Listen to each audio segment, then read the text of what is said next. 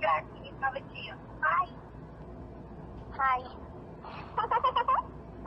It's me. I miss your face. I was just calling to say hi. Call me back. Thank you so much for coming out here with me, Christopher. I am having a wonderful time. You mean a lot to me, and I'm glad that you're having a blast. I am so out of breath. Yeah, I'm trying. I'm really trying to help you guys.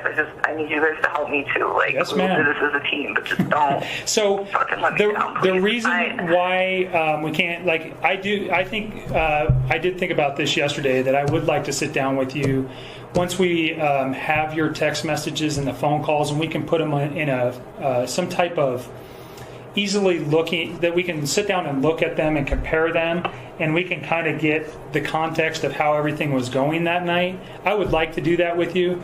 Unfortunately, so the download that we got yesterday is going to take multiple days to be analyzed. I probably won't have it back till next week.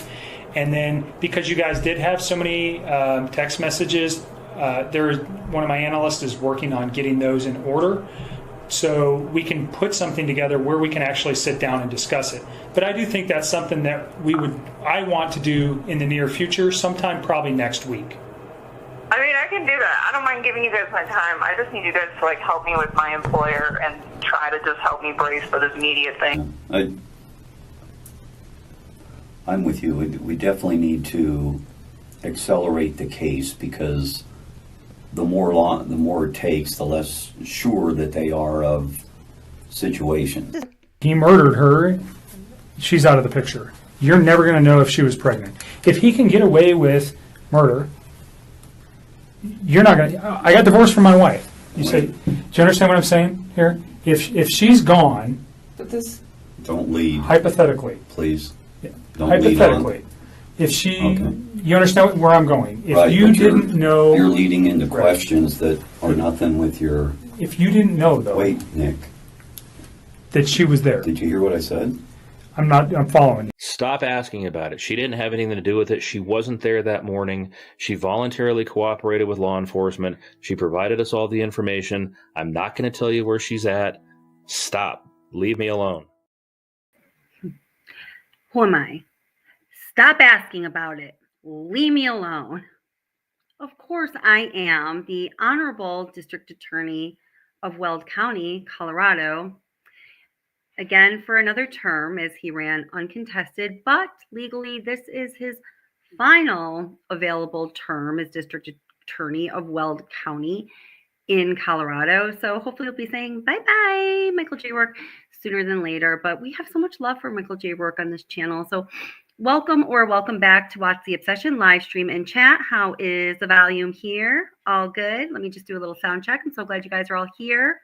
I was saying hi as people came in through the chat, and then I had to, pay attention to some things going on backstage. So I'm sorry if I dropped off and I didn't get to you. So Allison Wonderland, hi, welcome. How are you doing? Keschik, always so glad you're here. You're my girl, my rock.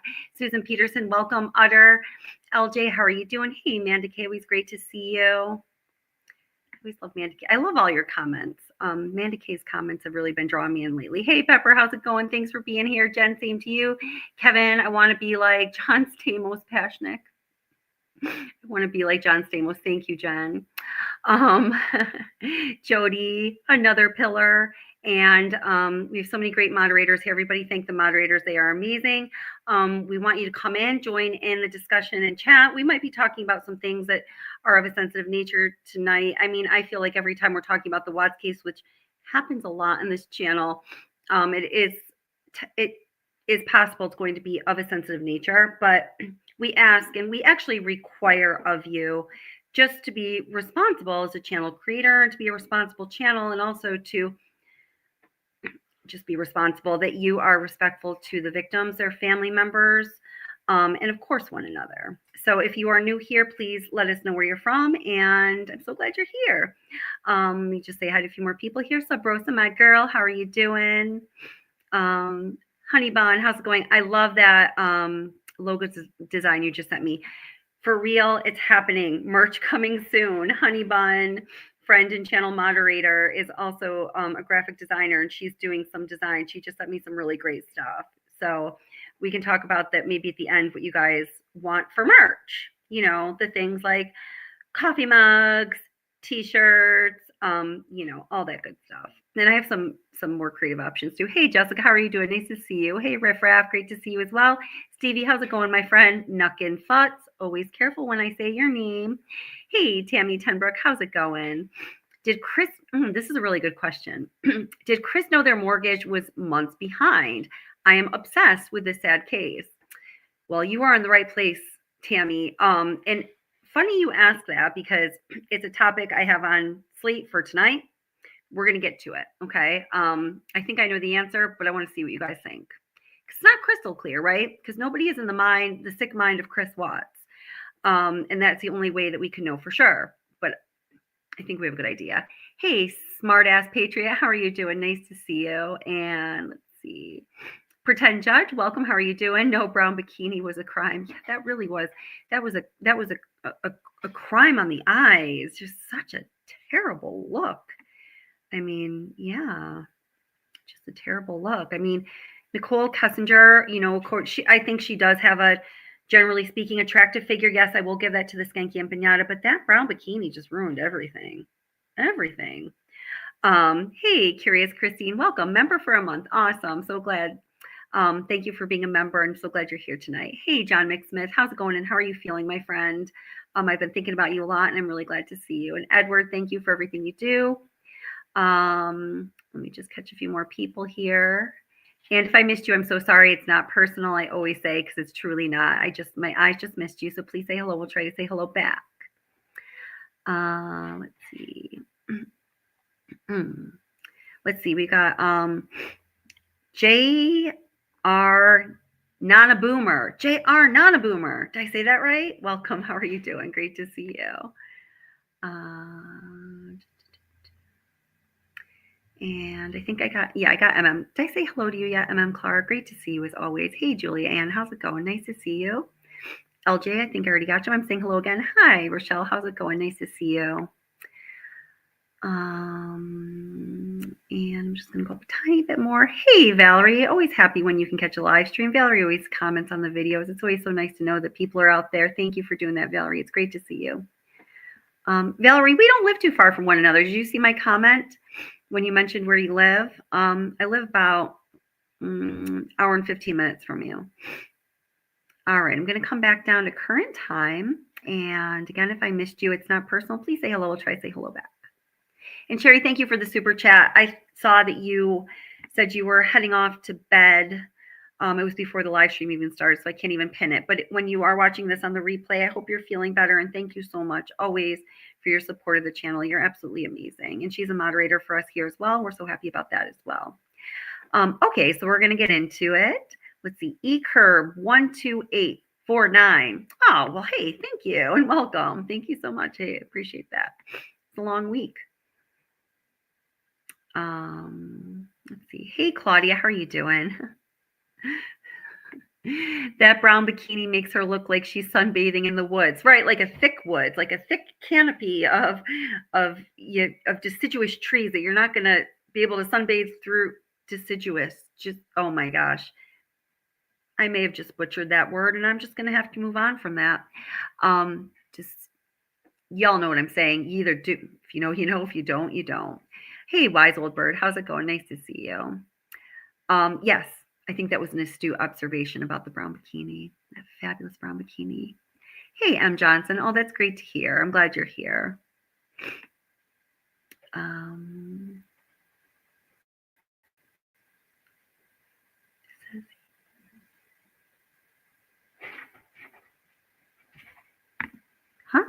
Hey, Kelly. My husband's name is B. Kaj and everything. I'm not sure what that says. Your husband has a complicated name. Tell him I said hello. Hey, Shiny Star. Welcome. How are you doing? All right. Oh, thank you so much. Hey, I really appreciate that. Thank you guys so much. I'm so glad you guys are here.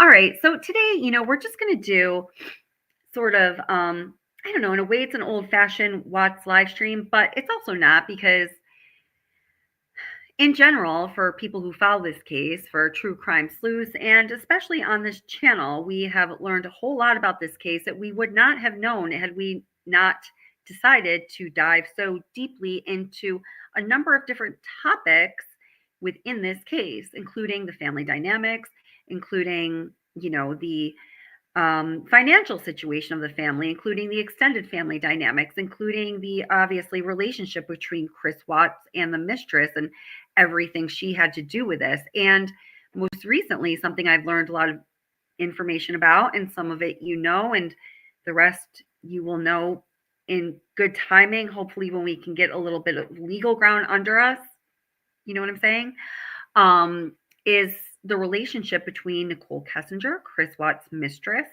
and law enforcement. And not just, one person in law enforcement, like, she's got a buddy in law enforcement, like, maybe her college roommate's boyfriend is was a, let's see, like a Frederick police officer or something. Like, oh, no. It's like the investigators at the local level, at the state level, at the federal level, the prosecutor's office, including the head dog himself, Mr. DA. Thank God it's his last legally allotted possible term as District Attorney Rourke, and all of his underlings, and basically anybody that we can find Nichol Kessinger having an attachment to in law enforcement, with the exception of two people, in my opinion, and tell me if you would add any to this list or if you disagree with anyone, who would be Dave Baumhover, who was the head detective of the Frederick Police Department, who retired from apparent PTSD from this case. And I understand why, what that man went through. He's the person who, after Shanann's body was recovered from the earth at Survey 319, and they could not move forward with recovering Bella and Celeste, ages 3 and 4, from those crude oil tanks until sunrise, he stayed there at Survey 319 in that dark, desolate place on that, what I'm sure was a very haunting and lonely August night in the Central Plains of Colorado. He stayed there all night because he would not leave those two little girls alone, right? And I can't even imagine how this case has impacted him. I, along with other people, have suspicions, educated suspicions, that he also may have stepped down from his post in law enforcement in general, and as the head detective of the Frederick Police Department, maybe because he did not like the way the investigation went. There is evidence that supports that idea. I don't know that for sure, of course. And Mr. Baumhover, if that's not true, I certainly do not want to say anything about you that's not true. So that's why I tread lightly in that territory. And then also Detective Michael Prill, who is a detective who authored the timeline in the Chris Watts discovery documents and the prelogue to that discovery. I've been talking about that a lot lately. Are we going to go back into that tonight? We might a little bit later. So with the exception of those two members of law enforcement, Nichol Kessinger seems to have them all wrapped around her pinky finger. And there's a history of this because we know that she had been arrested at least 2 times in the past for committing crimes, right? Why else are people usually arrested? And she got off scot-free on both occasions. Both occasions, she committed crimes that would be punishable if you were a normal citizen of a community who wasn't getting special favors from law enforcement. But those two combined, with there being no repercussions for what she had done, and then put the icing on the cake of her destroying evidence and obstructing justice in what is legally called a triple homicide case. And we also have to account, of course, for the life of baby Nico, because Shanann was 15 weeks pregnant. And not a damn thing is done to her for all of that. In fact, she's protected. I mean, it says so right in an FBI document within the case discovery. This is a complicated case, and on this channel, we explore all dynamics of this case. For those of you who don't know, I'm a behavioral therapist. I'm always very interested in the relationship between people. in in anything in life, because that's what life is, right? But, and especially as we're looking at true crime and pathological behaviors and, these situations and these real life stories, that we become very interested and kind of perseverate on as human beings, because we just can't wrap our minds around it. I think studying and discussing and exploring deeply the family and the interpersonal and the relationship dynamics in those situations is immensely and, invaluably priceless and meaningful for most human beings, right? So I just want to preface anything we're going to discuss today with that. Hey, Victoria, how are you doing? Hey, Stephanie, welcome. How are you? I'm sorry if I am sniffling a little. I had COVID into a sinus infection, into what I'm just now calling a cold. So I don't mean to be sniffly, but I sort of can't help it because I need to breathe. So I do apologize. Hey, Michelle G, how are you doing? Welcome. Everybody, please take a moment and hit like, maybe even share the link to the live stream if you're so inclined, so more of our friends get invited to the live stream, the notification goes out. Stevie says, I am really obsessed with this case and this channel, and also I would like to see the bunnies. Oh, yes.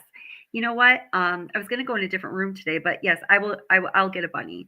I also raise howl and love bunnies, and sometimes we take bunny breaks to lighten things up a little bit. The whole world knows she's a backdoor bandit. Yeah, double penetration, right? That's one that we whisper for YouTube. Wise Old Bird said her dad had a lot to do with protecting her, possibly. One thing that a moderator on this channel, actually, Cecile, who's not, I haven't seen her tonight, but she pops in sometimes. She's really smart. She's brilliant. She was one of my first moderators.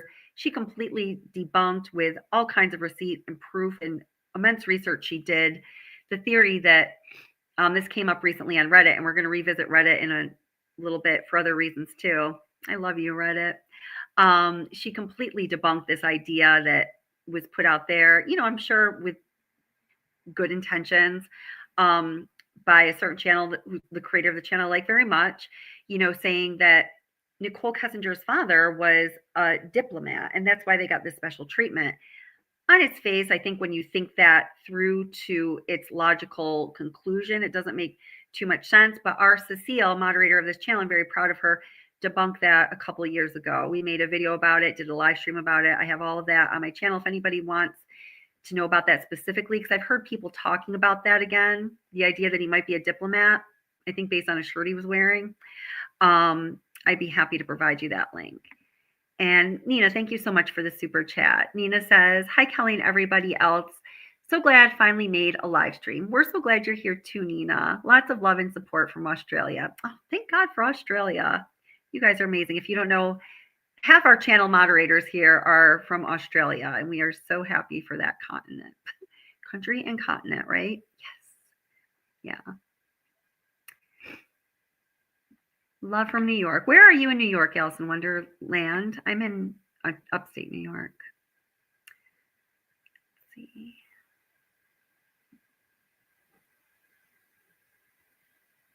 Okay. Yeah, Australia does rock. All right. So we are just going to talk about some of the family dynamics here. So I'm just going to play you a little bit of a video I made a long time ago. It was kind of not supposed to be a fun video, but the theme of it was, Nichol Kessinger acting like she wants to be stepmom.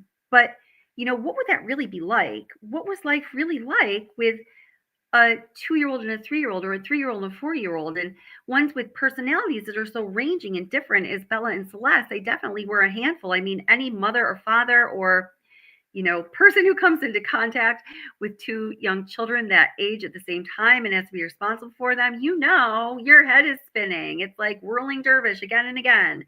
So what would that have been like?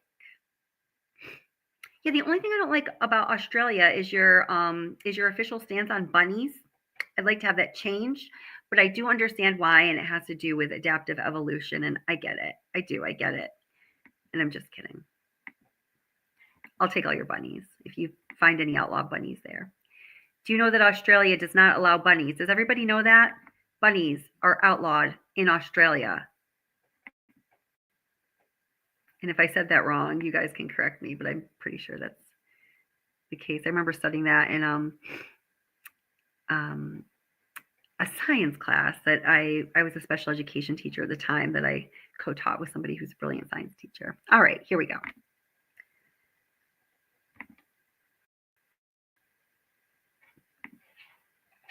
Welcome back to Watts, the Obsession.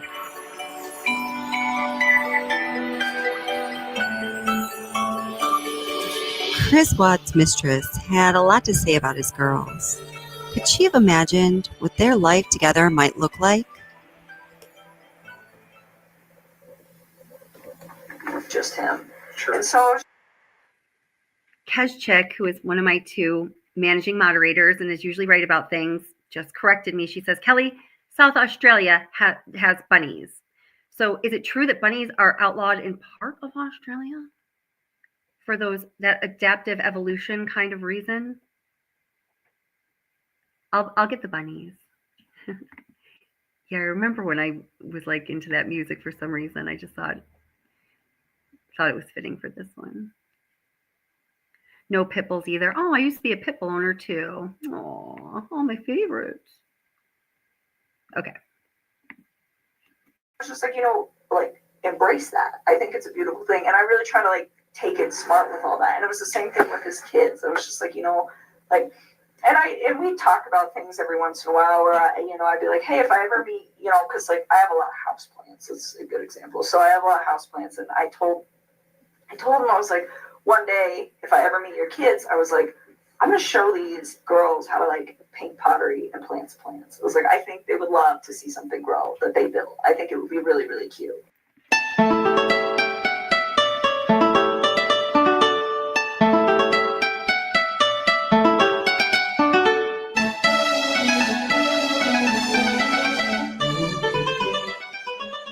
I need thrive. That kid right there.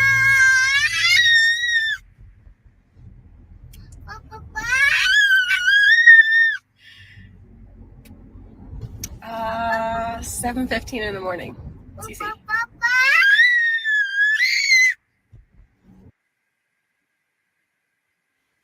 She even takes my boots. Look, my boots are out here. So she takes them out of my closet, tries to wear them. Yep. So we'll get you going. There's Cece. Do you do this, Nutty? Hi, Cece. Do you like your new hat? Okay, we gotta get dressed. No? I like it backwards. Hi, kid. Watch out, Peter. All right, you guys see what I... Watch out, Cece. Cece, watch out. Cece, wait, honey. Cece, wait. It's Bella's turn. Cece don't like sharing. Don't just preach it. You have Thanks, to Shannon. We got to catch up. I want to be that person that shows my kids. My spot. We'll get a new spot. Dieter's on that spot. Say hi to everybody. My spot. Let's just see her. Don't be. You sit right there. Okay, Cece. Shh. Okay. Dieter, sit down. Okay, see, Dieter's down. Don't steal Cece's food or her spot because she'll let you know. Right, Cece? Right? Daddy? She is a hot mess. A hot mess. So, be nice, Cece. So, but I would love snuggling with her, but she never sits still longer. Like little stuff like that, but it wasn't very frequent. It wasn't, hey, we should get married, and hey, we should have babies, and hey, I want to live with you, and hey, I need to meet your children now, and let's cut the mom out. It was never like that.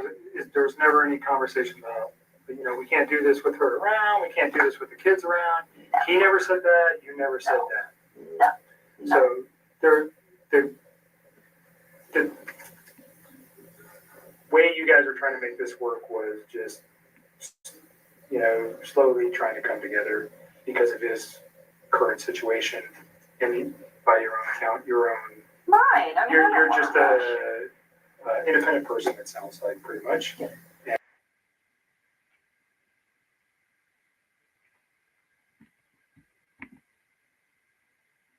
Anybody who count 15 for me? Yeah. You are? Okay. We'll count, okay? Ready? Set. Go. 1. Back count. 2. 3.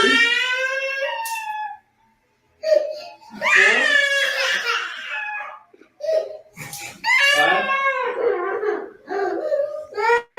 6. Oh, don't lean forward like that, Bella. 8. 9.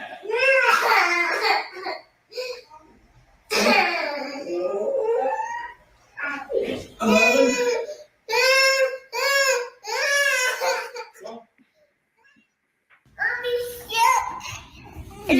You want yucky? Yeah.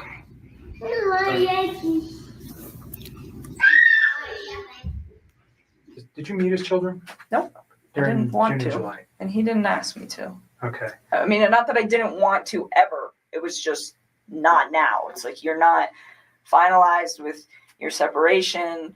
And not only that, we've barely been dating. Like, you can't introduce kids to somebody new in a situation like that. That's something that takes time. I mean, would I have liked to have met them? Of course. That would have been a great honor for me to have somebody introduce their children into my life, but not then. It was something that it was like, okay, well, let's see where we're at in 6 months. Let's see where we're at in a year. And if we're still doing this and you and me are still, happy with where we're at, and you think that this is something that is going to be long-term and is worth bringing your children into the picture, then yes, I would love to meet them. But it's like, not right now. You are still in this situation where you're not even completely out of it. And I'm getting in it, and that's not fair for them. Oh, don't look at Daddy. He's opening his birthday present. I do just want to say, and maybe it meant this or not, but M. Johnson says the text that Chris Watts sent to Nicole Kessinger, and this was very early on in their relationship. It was like when they very first got together, which of course is, according to them, and possibly, I'm not sure, when Shanann had just, gotten on the plane to go to her, they had just gotten back from San Diego, a Thrive trip, Chris and Shanann together. Then she, within 24 hours gets on a plane with her dad, Bella and Celeste, and they go to North Carolina to spend time with her family for 5 weeks without Chris in the summer, then a week with him there, a total of 6 weeks. As soon as they get on that plane, that text message is essentially sent. And M. Johnson says the text that Chris Watts sends to Kessinger about getting together, ice cream, cookies, and lollipop sounds like a cheat meal. Those are all street names for substances. I knew that, ice cream can mean M-A-T, amphetamines. I believe NK was taking them, then Chris was. Very well might be. While you were just watching that, I was looking up specifically what those names would refer to according to the DEA and street slang, and it would all be Coca-Cola, but in the cane form, and that METH, and crystal stuff, heavy uppers, right? So I just wanted to say that. That's interesting. Because I think that he was partaking in something like that while he was with Nicole Kessinger. And it's my belief that that was the first time he had ever done anything like that. What do you guys think about that? He's getting a month of Thrive. Heck yeah.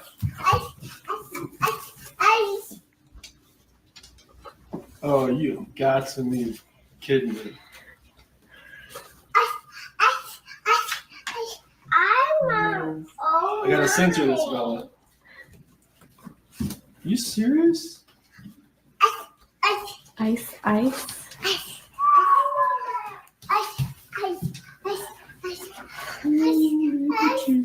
The kids are thrilled with your birthday present.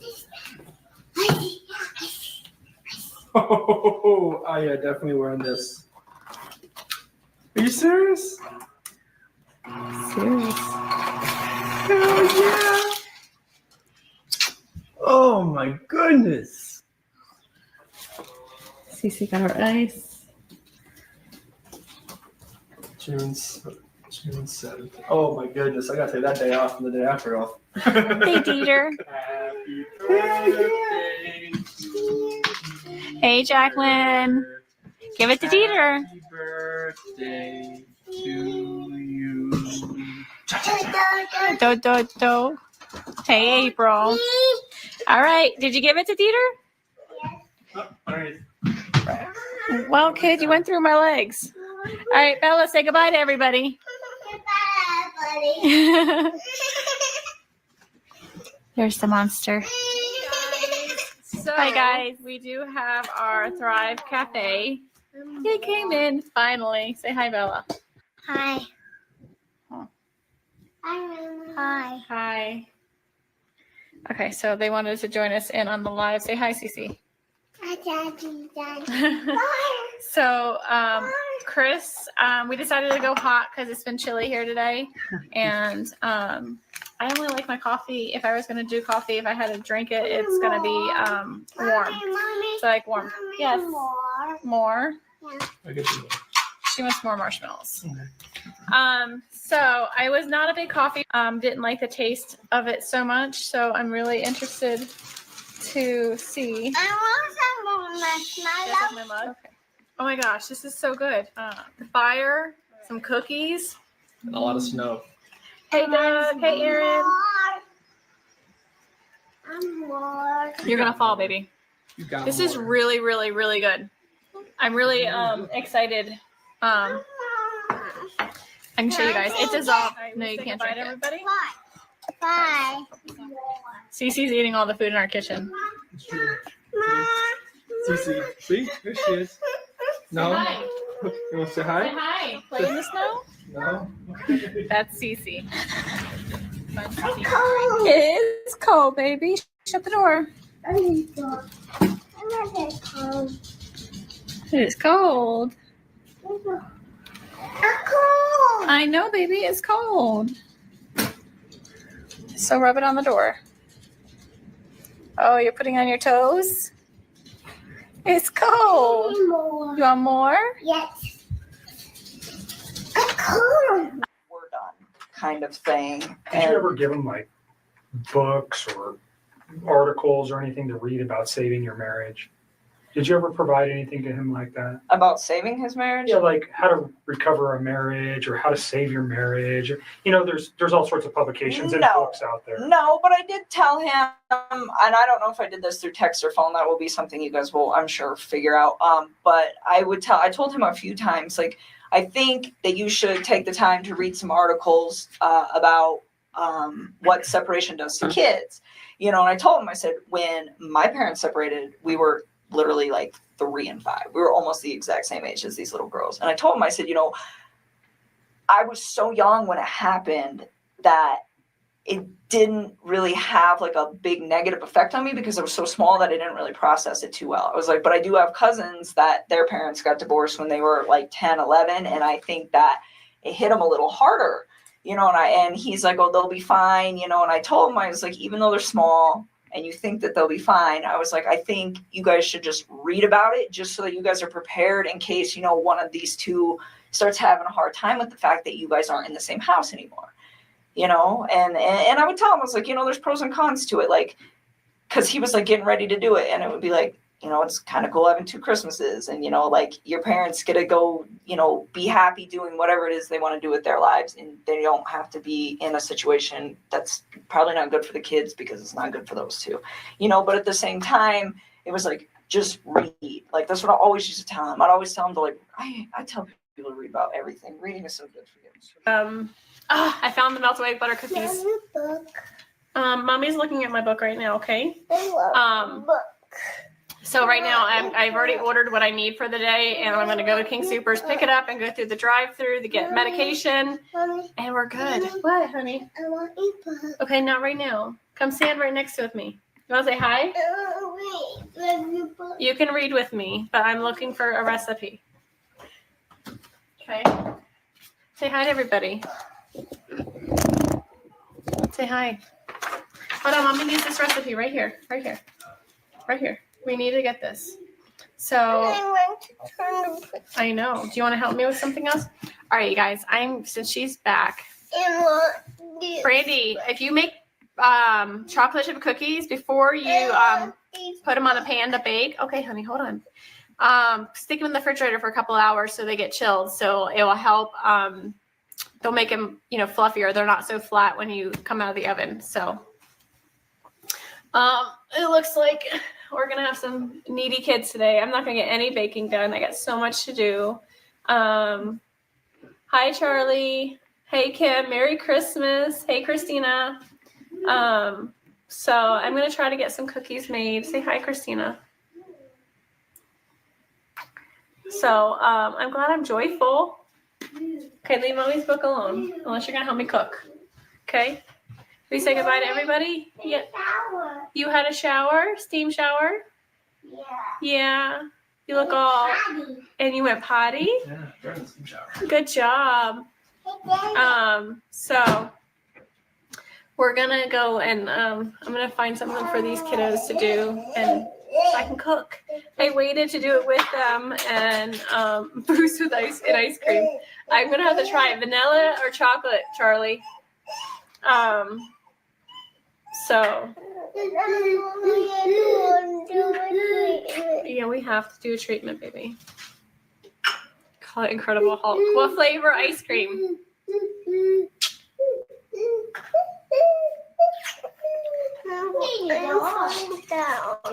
Oh, yes. You're falling down. I'm not going to let you fall down. Okay? Come here. Look.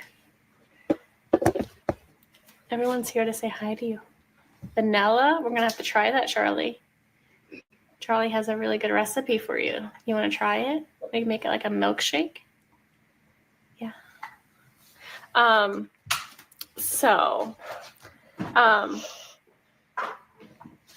That's awesome. We're fighting upper respiratory. You want down? They both have asthma. So our sicknesses are considered breathing issues. They both were at the hospital last night for breathing issues. That's our problem. So otherwise, it's relatively good. Knock on wood, we've been good for everything else. But when it comes to breathing, that's our issue right now. If there was something to help that, that'd be great. We use oils for the girls too. Yeah, Cece has what? We just found her. Yeah, Cece has viral pneumonia, so it's 'tis the season. So all right, guys, I'm gonna go. I'm gonna finish cooking by myself because that's what I'm gonna do. But this guy right here, he's gonna do all the dishes. That's me. That's why I waited till Saturday so he's home to do the dishes. They're stacking up over there, so he's better get on it. Okay. Sorry, I was looking for something while you were watching that. Okay, so, there's just, it gives you like a little taste of the family dynamics, and, it really... Going for an innocent... That video in particular covered just a lot of, Celeste and Bella interacting with the family, interacting with Shanann, interacting with Chris, and we just kind of see how things went down in the household. I'm just going to play about a minute of this. I have to just go over and get my phone because I was just looking for something on Reddit, and I think it actually may have been removed, so I'm going to have to grab my phone and read to you a screenshot that my girl Nancy sent me. And her response, it got her banned from a subreddit for life, but then she negotiated, and she's only banned for 7 days now.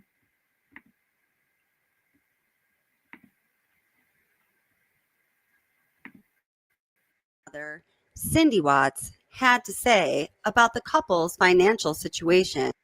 Now, this is from the book, All of My Broken Pieces, and this is from what I call the lost chapter. I do have to tell you something about this book, All My Broken Pieces. This was a transcript that was ripped off from my friend and true crime author, Kathleen McKenna-Hudson. It's no secret. Everybody knows it. She's a good friend of mine, and she writes about controversial true crime cases. So people's opinions on her at times can be controversial, but I can tell you that she works her butt off. She goes way above and beyond the call of duty as a true crime author to get down to the truth of the matter. And this book that came out as All My Broken Pieces was from a book that Kathleen would it be co-authoring or ghost authoring, helping Cindy Watts write. And a former content creator on YouTube got hold of the transcript and leaked it and ripped it off. So that is what this is from, what you're about to hear right now, a little bit of.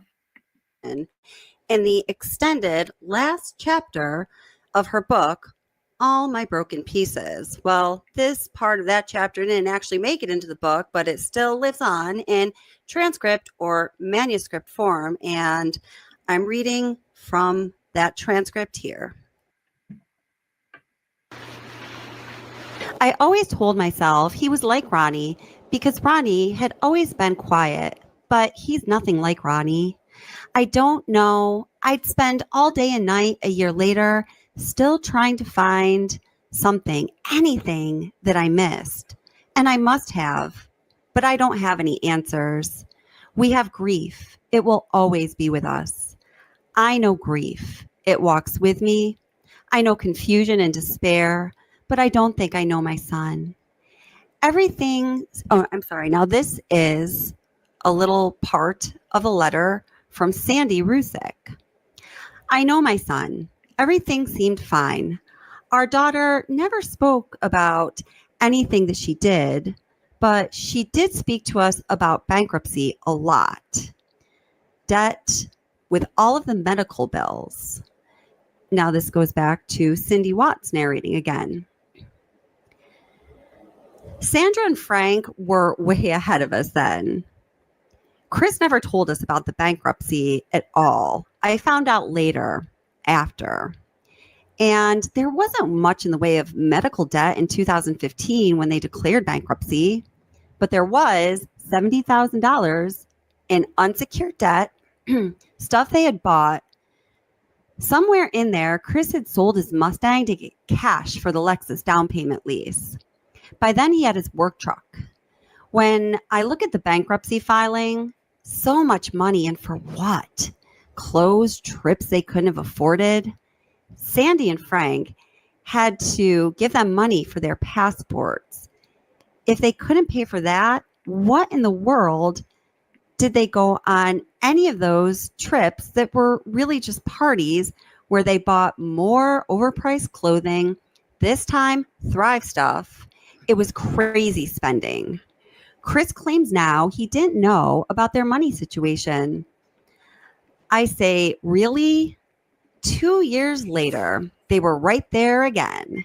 And it's not too hard to figure out. He was making $60,000 a year. Their mortgage was $2,700, another $150 for the homeowners, $2,000 a month for daycare, $600 a month for car payments, not counting insurance. They were already in the negative before utilities and food. So why go on pricey trips and buy clothes and toys and get your nails done on Shanann's part? They treated money like monopoly cash.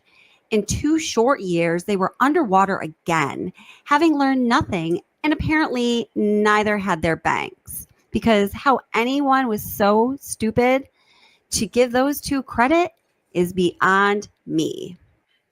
We can see by examining the bankruptcy documents that in 2013, both Shanann and Chris's income equaled $147,000, around there. In 2014, their combined income was about $91,000.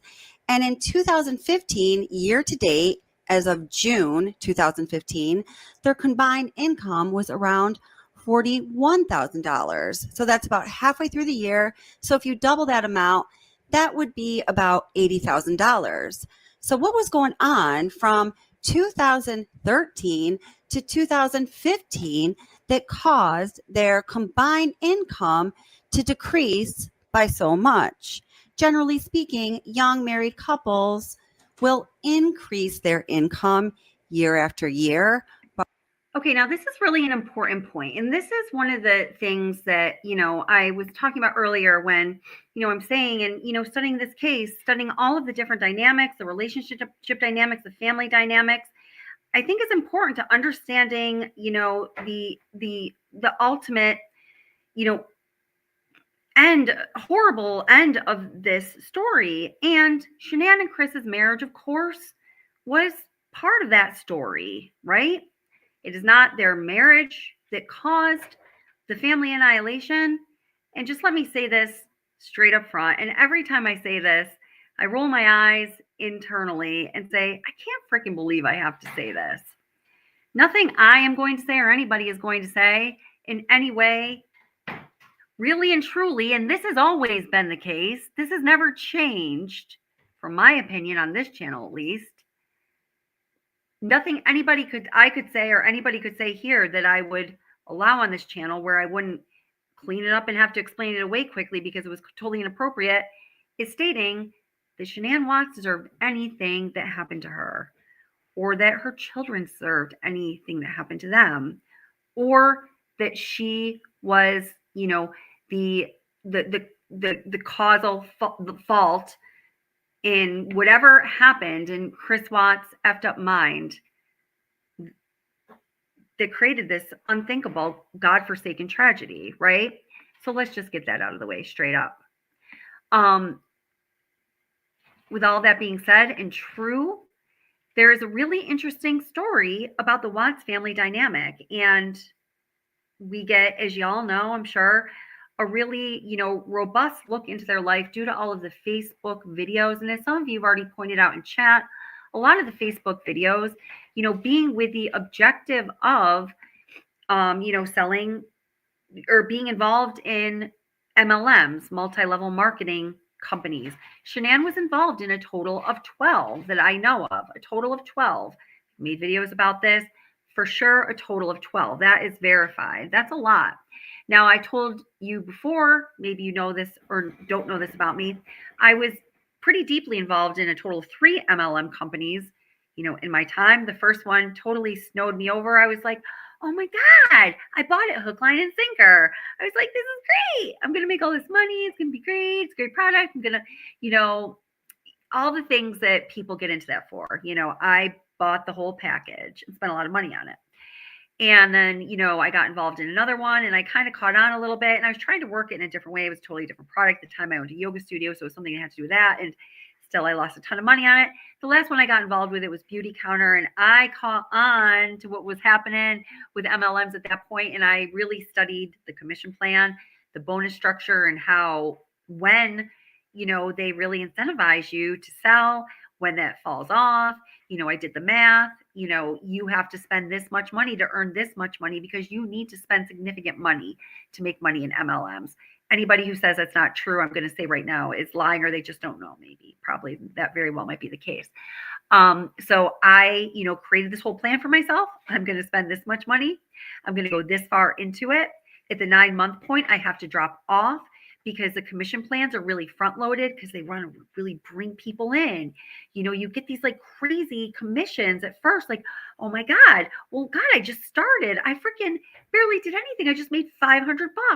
Obviously, if I work harder and I keep at this, that's just going to increase in a linear fashion as time goes on, as salaries with many types of different jobs would do. Well, with the MLM, structure, they're in control of everything. So it's actually quite the opposite. It's really counterintuitive. But when I felt like I figured out what was going on, I was a little like my ass was a little burnt from, getting fooled by these companies. And I felt it was like a little shamed. I felt foolish that I actually bought into it. And, I got my friends and family involved and people were just like, Kelly, freaking stop calling us about this crap. Don't want it. There's people that were very honest with me. And then there are, relationships that I damaged because I was pushing so hard with that. This is all very much in the past, but in reflection, I can see this very clearly. So the last one, anyway, I decided I was going to work it, had to stop doing it in 9 months. I was going to cash in on all those front-loaded commission plans, made a significant amount of money, did not lose money. And I have Beauty Counter products to this day they're starting to dwindle down because some of them, there's an expiration date, or, I've just given so many away, or I've used them. It was before I started this channel that I stopped doing it. So it was at least 4 years ago. I still have a shitload of beauty counter products because in order to qualify for certain bonuses, you had to spend so much straight up. I signed people up that were not actually buying the products or selling the products. I was like, hey, mom, dad, I'm going to put you as a salesperson on. This is what I did. And this is what a lot of people do. And this is what you really have to do to make money. Once you're invested and you realize, oh shit, I've invested actual money, like a lot of it, I need it back. And not to mention the time and the sacrifice and all of that, you need to figure it out. There's really not a forthcoming kind of honest way of doing it. Just do the work and you'll get the returns. That's not how it works. So that's what people end up doing. I did it. I am not ashamed of it. I work the system. I think I understand it really well.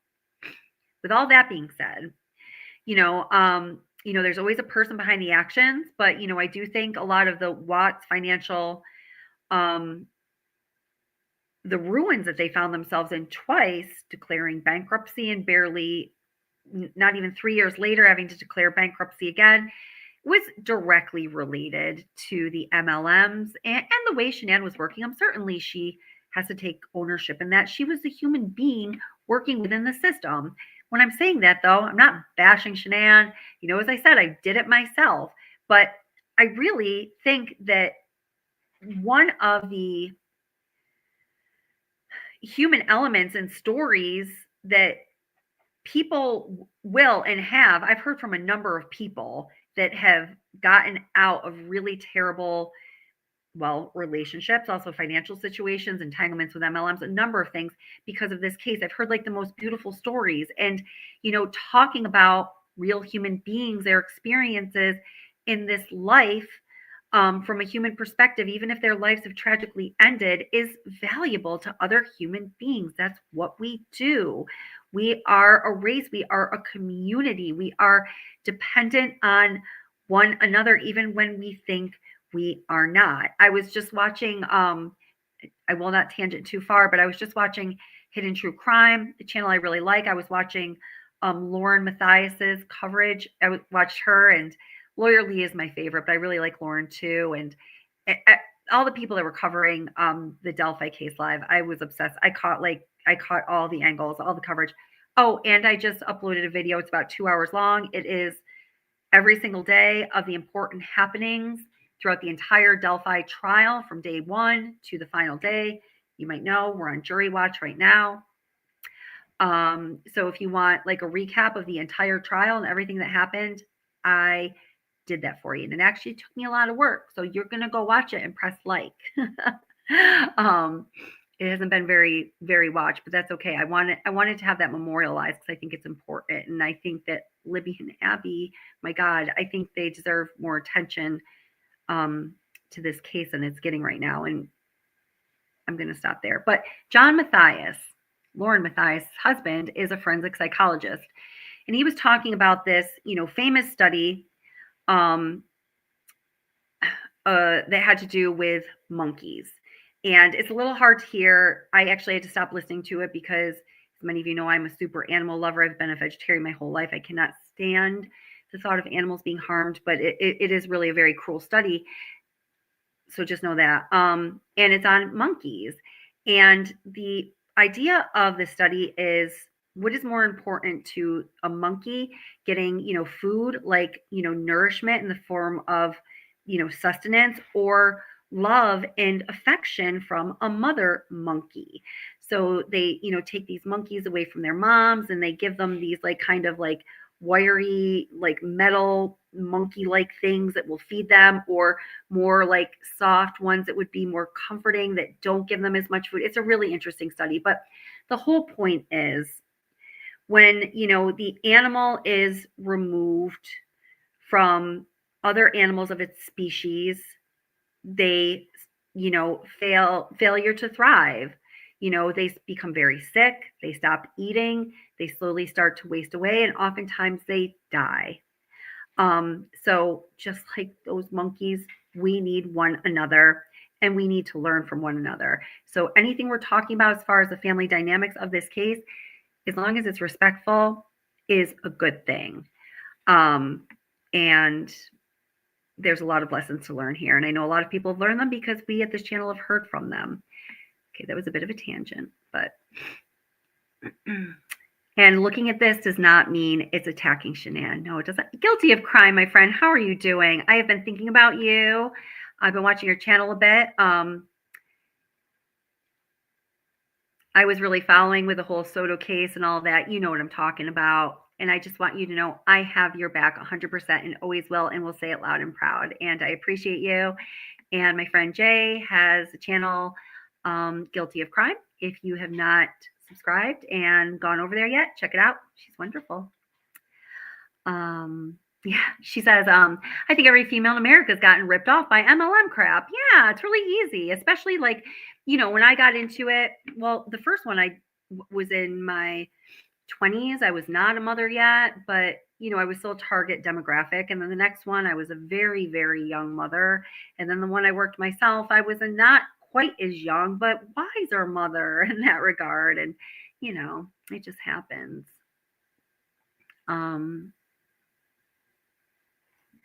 Don't participate in the Delphi case. You get me when you talk about it. Yeah. I do not think that the prosecution proved a case beyond a reasonable doubt by any means. We've got a problem concerning the Delphi case one way or another, because if Richard Allen is determined to be guilty by a jury of his peers,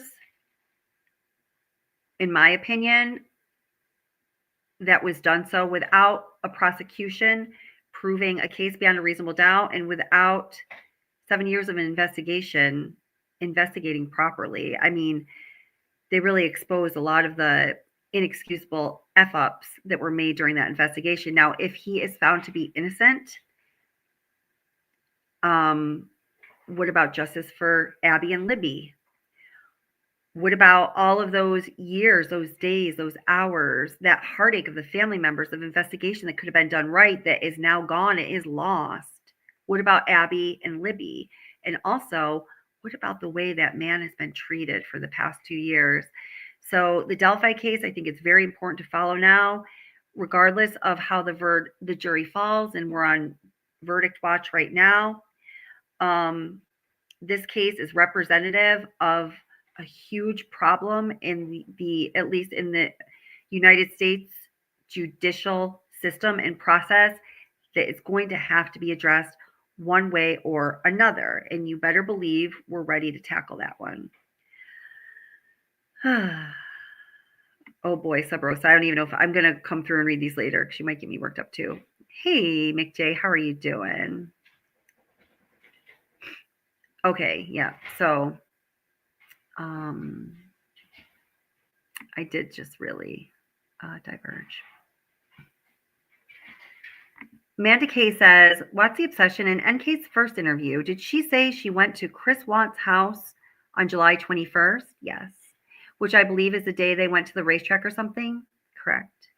It was not the 2 dates later claimed. Well, in the first interview, which was with the FBI, which was audio only in the park with the daddy and the doggy and all that background noise, right? And some Mountain Dews or Monster drinks, I think it was. She said that she had only been to Chris Watt's house once briefly.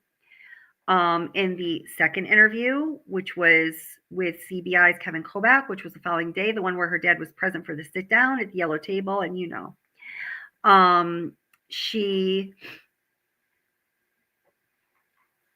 talked about going there one time. I believe if she mentioned a second time, she didn't go into it in detail. Now, I've made a video about this too. Between that second interview and her first phone interview with Kevin Kobach, a series of text messages were exchanged between Kevin Kobach and Nichol Kessinger, and What's the Obsession has them all.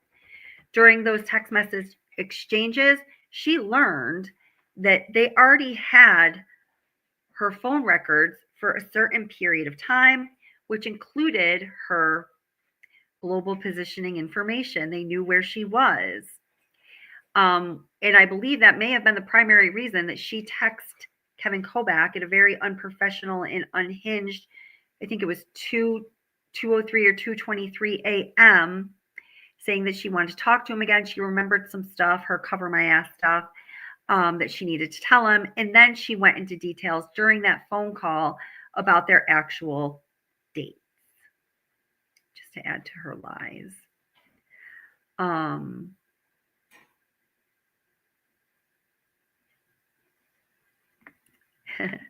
I love and appreciate you too. So you think he's guilty? Oh, we're going to talk about this another time because I'm going to tangent on this. I'm a little obsessed with the case right now. We'll do a live stream about this soon, man. Decay. I really will spin off on this. I won't be able to control myself. I already know it. Yeah. Valerie says, in regards to Chris Watts, thank you for pushing us back on track. I think his downfall was leaving the car dealership. So why did he leave the car dealership? So the story goes, and according to, Shanann and Shanann's team and Chris's friends and family members, Shanann wanted him to work in the oil fields. She just wanted that. She thought there was more of a future there. She thought that there was more of an air of prestige for her husband to have a job at a big oil company like Anadarko, as opposed to, Ford Motors or whatever it was. I can't remember the exact name of what it was. It'll come to me soon. If anybody knows, put in chat. So she convinced Chris, and everybody accounts for this story the way. Her account of the story is not, I convinced Chris. She'll say, well, Chris had carpal tunnel, so he could not continue to, be a mechanic because, the amount of manipulating you have to do with those and use those fine motor skills would just be inflammatory to his carpal tunnel. And that would, be a health condition. We couldn't have that. I don't know, he'd be without hands sooner or later. I don't know, the outcome ultimately would have been a lot of pain, arthritis, right? So on that premise, she was like, well, hey, you could work here. There's a job opening here. Oh, you could get this job. That's where she wanted him to work. And I think it really was, I do think that it is undeniable. Shanann was very concerned about appearances. It was very important to her. And when you look back at her history and things like that, you can, I think, kind of understand why. From my perspective, I think I can at least. Chris was not concerned about those things. I think for her to, make decisions for her husband that's against his happiness for the sake of inflating their appearances, I don't think that's a great thing. It's a human thing. We're humans. We live and we learn, and we all make mistakes. It's not, maybe the most honorable thing she did or the most, loving thing she did for Chris. But guess what? There's a human being there as well that was more than happy to be played like a puppet. He's like, just move the strings. I'm just a marionette and I will respond immediately and as you wish, Shanann, right? So, he needed to really grow a pair and, use his talents and, his work ethic for the actual good of himself and his family. But he just allowed all of those personal assets that he had to be run by Shanann, who some would argue kind of exploited them and maybe waste them, but he allowed that. At the end of the day, it's his body, his stuff, his future, the way he spends his time, it's his decision, right? So Bella would have been turning 11 soon. Oh my God. Oh man, that's hard. Yeah. Hulk smash. You're awesome. I want to have you come on sometime soon, Jay. Let's schedule something.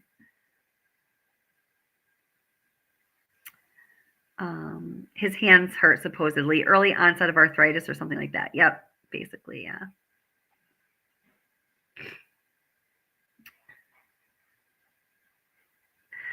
Oh, this is very interesting. Yes, Chris was a puppet. Absolutely, exactly. So Amanda K says, what's the obsession? Earlier I said if Chris Watts was using substances, his strange behavior in Carolina may have been him withdrawing. And since he was acting so odd, That's where the mysterious note came from. I think you could be spot on with that. Absolutely. Yep. Yep. Nuckenfrut says, a higher paying job is better to keep up with appearances than a foreclosure on your overpriced home. That's for damn sure. No one can debate that. Jen says there's people who act like puppets to keep the peace. True. Very important point. Thank you for saying that. Amanda K says, Kelly, yes, communication is key. Don't be unhappy and stay quiet. You can't expect your spouse to fix something they don't know is a problem. Right, right. Oh, that's awesome. Guilty of crime and I love deception. We all love each other. That's so cool he came by to visit your show. Yes. Do you still have my number? Could you text me? I've looked for your number a few times on my phone. I don't know if you remember when I was switching. I don't know. I had to send some phones back. There was a factory something problem, and I lost a certain chunk of information, believe it or not, during that time. Just 1 minute. I have to plug my computer in.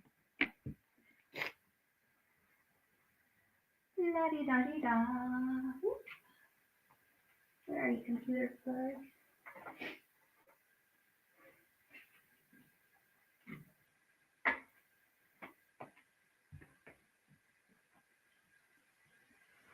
Okay. All right.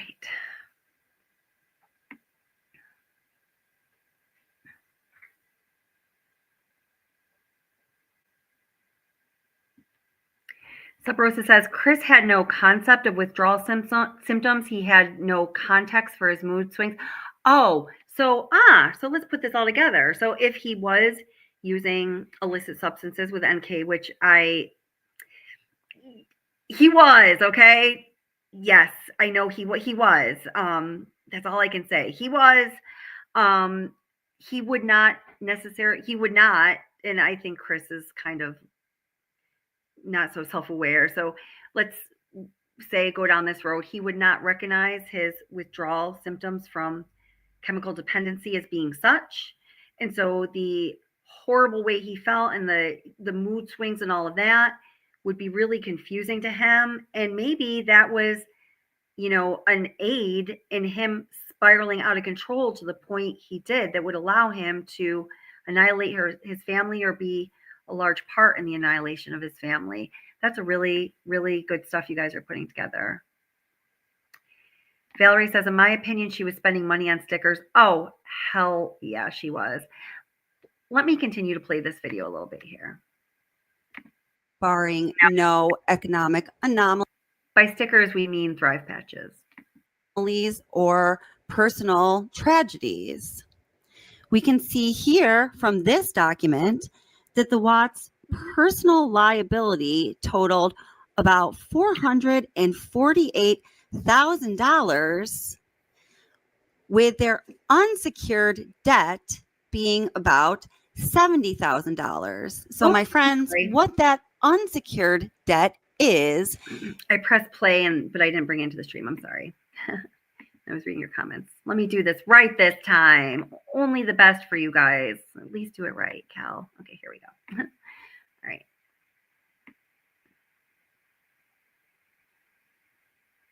All right. Will increase their income year after year, barring no economic anomalies or personal tragedies. We can see here from this document that the Watts' personal liability totaled about $448,000, with their unsecured debt being about $70,000. So, my friends, what that unsecured debt is primarily credit cards. So there was a total of $448,000 in debt. That's including secured loans like their mortgage. Well, at this point, really, is anything secured. But that $70,000, you're thinking, well, it's not, the bulk of the $448,000, but $70,000 in unsecured debt. I don't know about your financial world, but in my financial world, to have that much debt and basically variable interest rate credit cards that penalize you when you don't, when you're basically probably just paying off the interest, not even getting to the principal, not even getting to your debt. The interest rates are going to go up. Maybe they're going to play games with you like the MLMs do. They're going to give you more credit so you can get yourself in more debt and pay them more money. Well, Shanann was very susceptible to those games that institutions play on people like herself. And well, there you are. That is a lot of money spent in unsecured debt. Within shy of 3 years after going through that the first time, that much and more unsecured debt was again accrued. That's a lot of spending. I mean, obviously their lifestyle was more than they could afford, but if there is income, and I believe the only income there was Chris's, right? He was making, I think when he was at Anadarko, from 63 to 68,000 a year, I believe.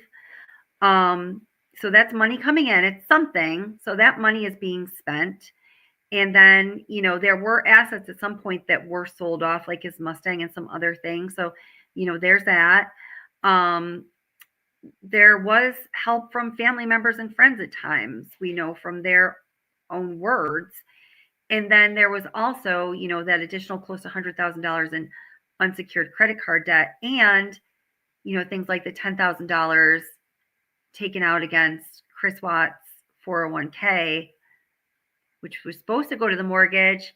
Going back to that initial question I think Nina asked, did Chris Watts know that the mortgage wasn't being paid? But the mortgage that was slipping into foreclosure and was delinquent several months never caught up. That $10,000 did not go towards the mortgage. It went towards Thrive. That's just all there is to it.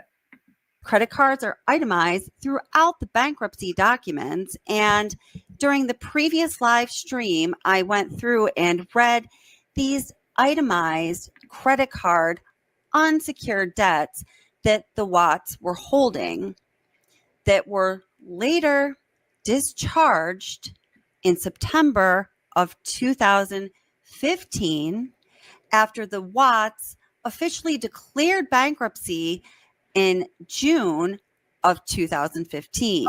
You see the date of the signature of the debtor here, June 4th, 2015.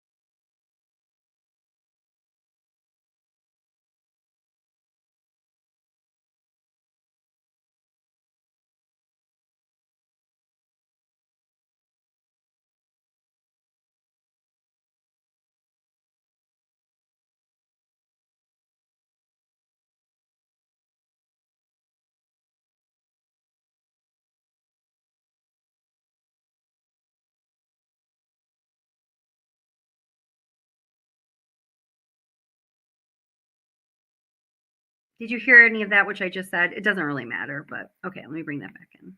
Sorry about that. Trials and tribulations of life, Okay. You see the date of the signature of the debtor here, June 4th, 2015. We have now established a timeline of the Watts financials and the bankruptcy. So the obvious question or inquiry is to ask, what was going on in the Watts' life that caused them to be in such financial ruins? We will follow up with more discussion on this topic, but for the rest of this video, I just want you to take a look, coming right from the source, at what was going on in the Watts' life in 2014, 2015, and 2016, according to Shanann Watts' Facebook posts. Keeping in mind The bankruptcy filing is dated June 4th, 2015, and the documents tell us that the debts were discharged in September of 2015.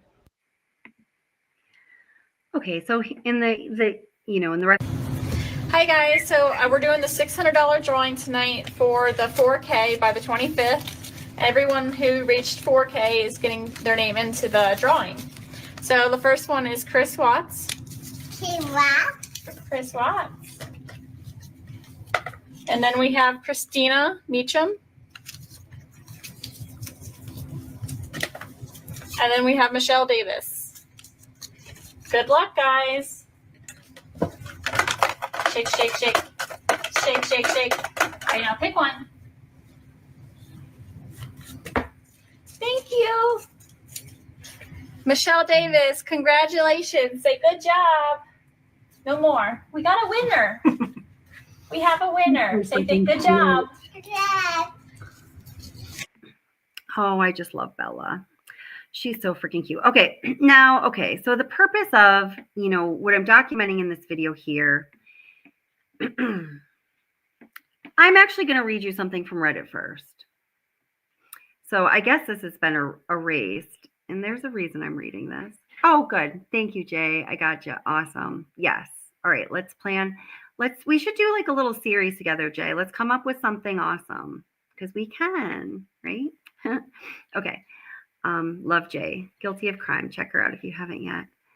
So my girl Nancy, and then Jody is cool, sent this to me the other day.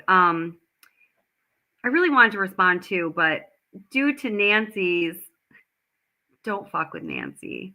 Nancy is my longest running moderator and friend. I just love her. Nancy Ann, are you here? Do not fuck with Nancy. You won't win. I promise. Never. You won't. I'm glad she's always on my side because I wouldn't fuck with Nancy, that's for sure. Oh my God. Nancy, if you're here, can I read them the thing that got you kicked off that subreddit? She's hilarious, man. Okay, hold it. Oh, I sent this to you earlier, Kez. Let's see. Oh, can you hear me now, Kez and everybody? Okay, I think that was. I showed on the screen, but maybe they finally took it down. So it says, so this is from a few days ago on What's Free for All from someone called Drawer Specialist 5323. Hi, Drawer Specialist. How are you? Hope you're having a good day. And the title is What's the Obsession on YouTube has lost all respect. It is worthless. Okay. I was like, all right, you have my interest. I'm going to continue reading, even though I'm morally opposed to doing so. I've noticed her channel becoming extremely afraid to say anything that does not show Shanann Watts in a perfect light recently. Tonight was the last straw. And this is in reference to the live stream I did on Halloween evening. And it was a spooky theme. And Nilda, honey, I love you so much. You're going to be spoken about in here. And you know I love you.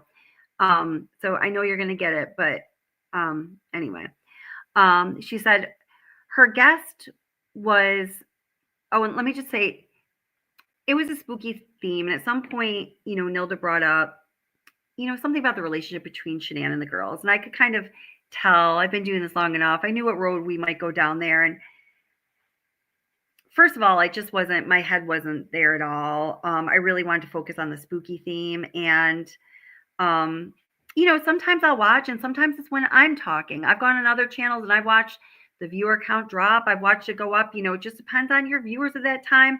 But I do glance at these things when I'm doing a live stream.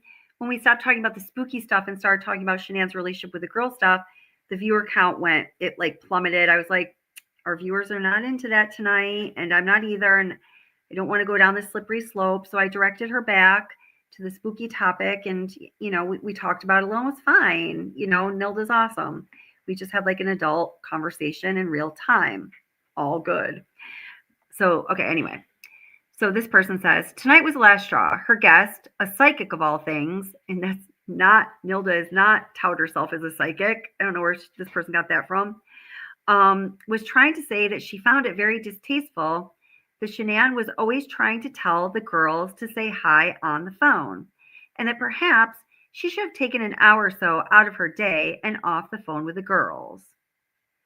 Now, I love my girl Nilda, but that's not how it's phrased either, but that's okay. She didn't say anything wrong. At this point, Kelly cuts her off and says she doesn't want to get off topic.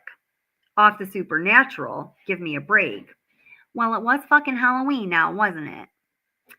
So, and that she has to be very careful what she talks about. True story. So, she just basically said she can't let any criticism of Shanann Watts take place. It was only about her. Oh, yeah. It was only about her shoving the phone at the kids all the time. It wasn't like she brought up her trying to smother them in their crib or anything, which is just such BS. What good is the channel now? Kelly, if you see this, you are no better than other Shiner channels out there on YouTube. Your admission that you can't talk bad about Shanann Watts is sickening. You have no spine either.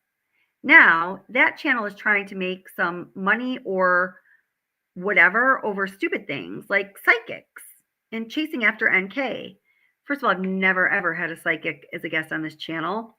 I actually said during that live stream that I don't really like it in general terms when, there's channels that are like, oh, I'm psychic and I'm doing this live stream and I'm talking to the spirit of Shanann. I personally am really turned off by that. I would never watch it. I do not like that. They're not talking to Shanann. That's just, in my opinion, a load of crap. And I don't like that. I think that's hurtful to people. Anyway, now the channel's trying to make some money or whatever over stupid things like psychics and chasing after NK. Chasing after NK has always been one of my primary objectives in life ever since this happened. And I heard all the lies she told and all the terrible things she did. What a disappointment. People with no guts make me sick. Watch the obsession is worthless. Well, thank you. But I do want to say that I did in that live stream say, yeah, I do. Well, first of all, it is my personal choice to maintain a respectful environment towards the victims or family members and one another. My homepage on my YouTube page here is kind of it's not a mission statement, but it's like, this is what the channel's about. These are our standards.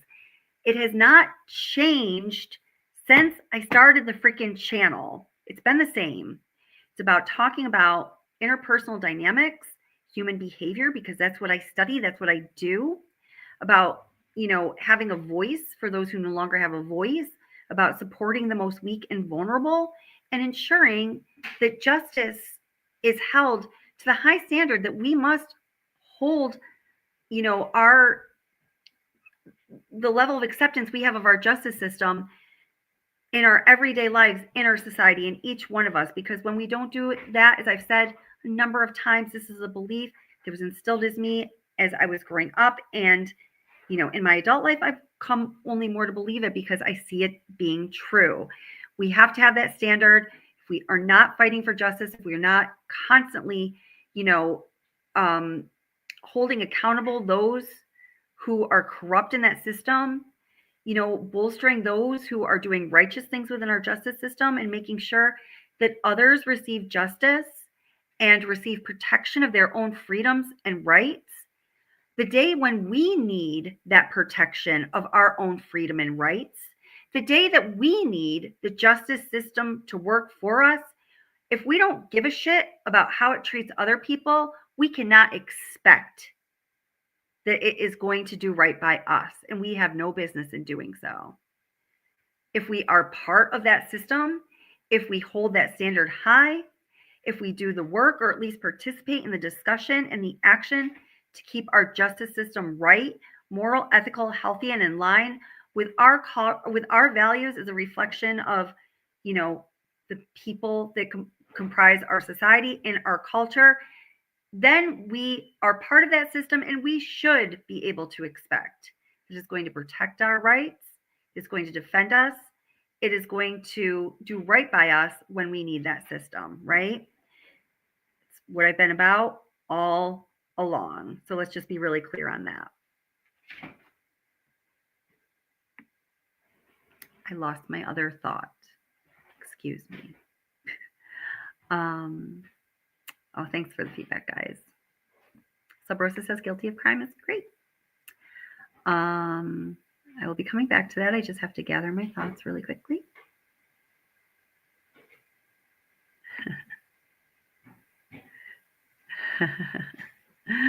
Oh gosh.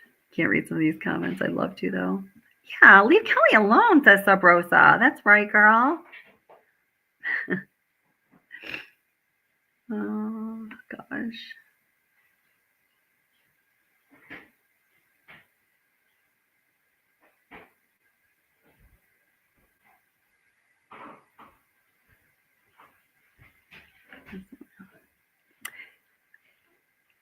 No, you're right. It is them. Oh, wait, hold it. I have to read you what Nancy said. This never got actually posted on Reddit, or maybe it did for a minute, and that got taken down and got her a lifetime ban that she later negotiated because don't fuck with Nancy. She said in response, get the fuck out of here and go watch Miss Mensa or Tabitha Jane. And I'm sorry, Tabitha, you know I like you, but this is what my Nan said. Go watch Tabitha Jane if you want to whack off over anti-Shanann comment. Your opinion is worthless, and Kelly certainly doesn't need to take lessons from you on how to run her very successful channel. I think it was the go whack off watching Miss Mensa part that the moderator didn't like. She's freaking so funny. And no offense to Miss Mensa either, but that's what Nancy had to say.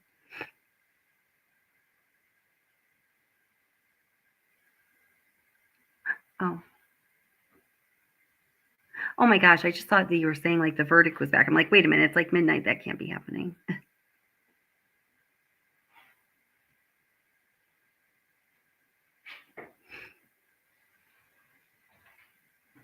Okay, sorry. Stevie says, yeah, and this is a big discussion, Stevie. Hate to break it to you, but our justice system is absolutely not right, moral, just, or ethical. I'm not going to disagree with you on that. Given the fact that I'm not going to disagree with you on that, it is the only thing that we have in place that separates us from barbaric, tyrannical, medieval consequence like society. We have to work with what we have and preserve what we have and try to make better what we have. I'm certainly not going to tout that it is all of those things that you just antied. I feel ya. And it's very tentative, and it's all at risk because it's not. Our justice system is not in a good state. We need to protect it and protect ourselves more now than ever. Anyway, for that reason, I will always talk about getting justice for victims on this channel, and I always have. And I did speak about the fact that I just want to be respectful towards other people on this channel. That's been something that's always been in my channel standards since the beginning. That one of the things that this channel will focus on is to do what we can to make sure that what is said or done on this channel is not harming other people, but helping them and enriching their lives, if anything. We've tried to do that in a number of ways, by helping people in practical ways, by donating portions of revenue at different times, different months to victims' family members and causes, including the people that we're talking about in this very case right here. And they know it. And whatever else is done. Not that I need to justify that to anybody. People say, oh, you don't have to justify it. I'm not justifying it. I am just explaining because, the day I'm the creator of this channel and it's harming people and it's not helping people and helping this world in some small way to be a better place, then I'm like, fuck it. I'm not doing it anymore. That is like not something that's part of my life. I don't know.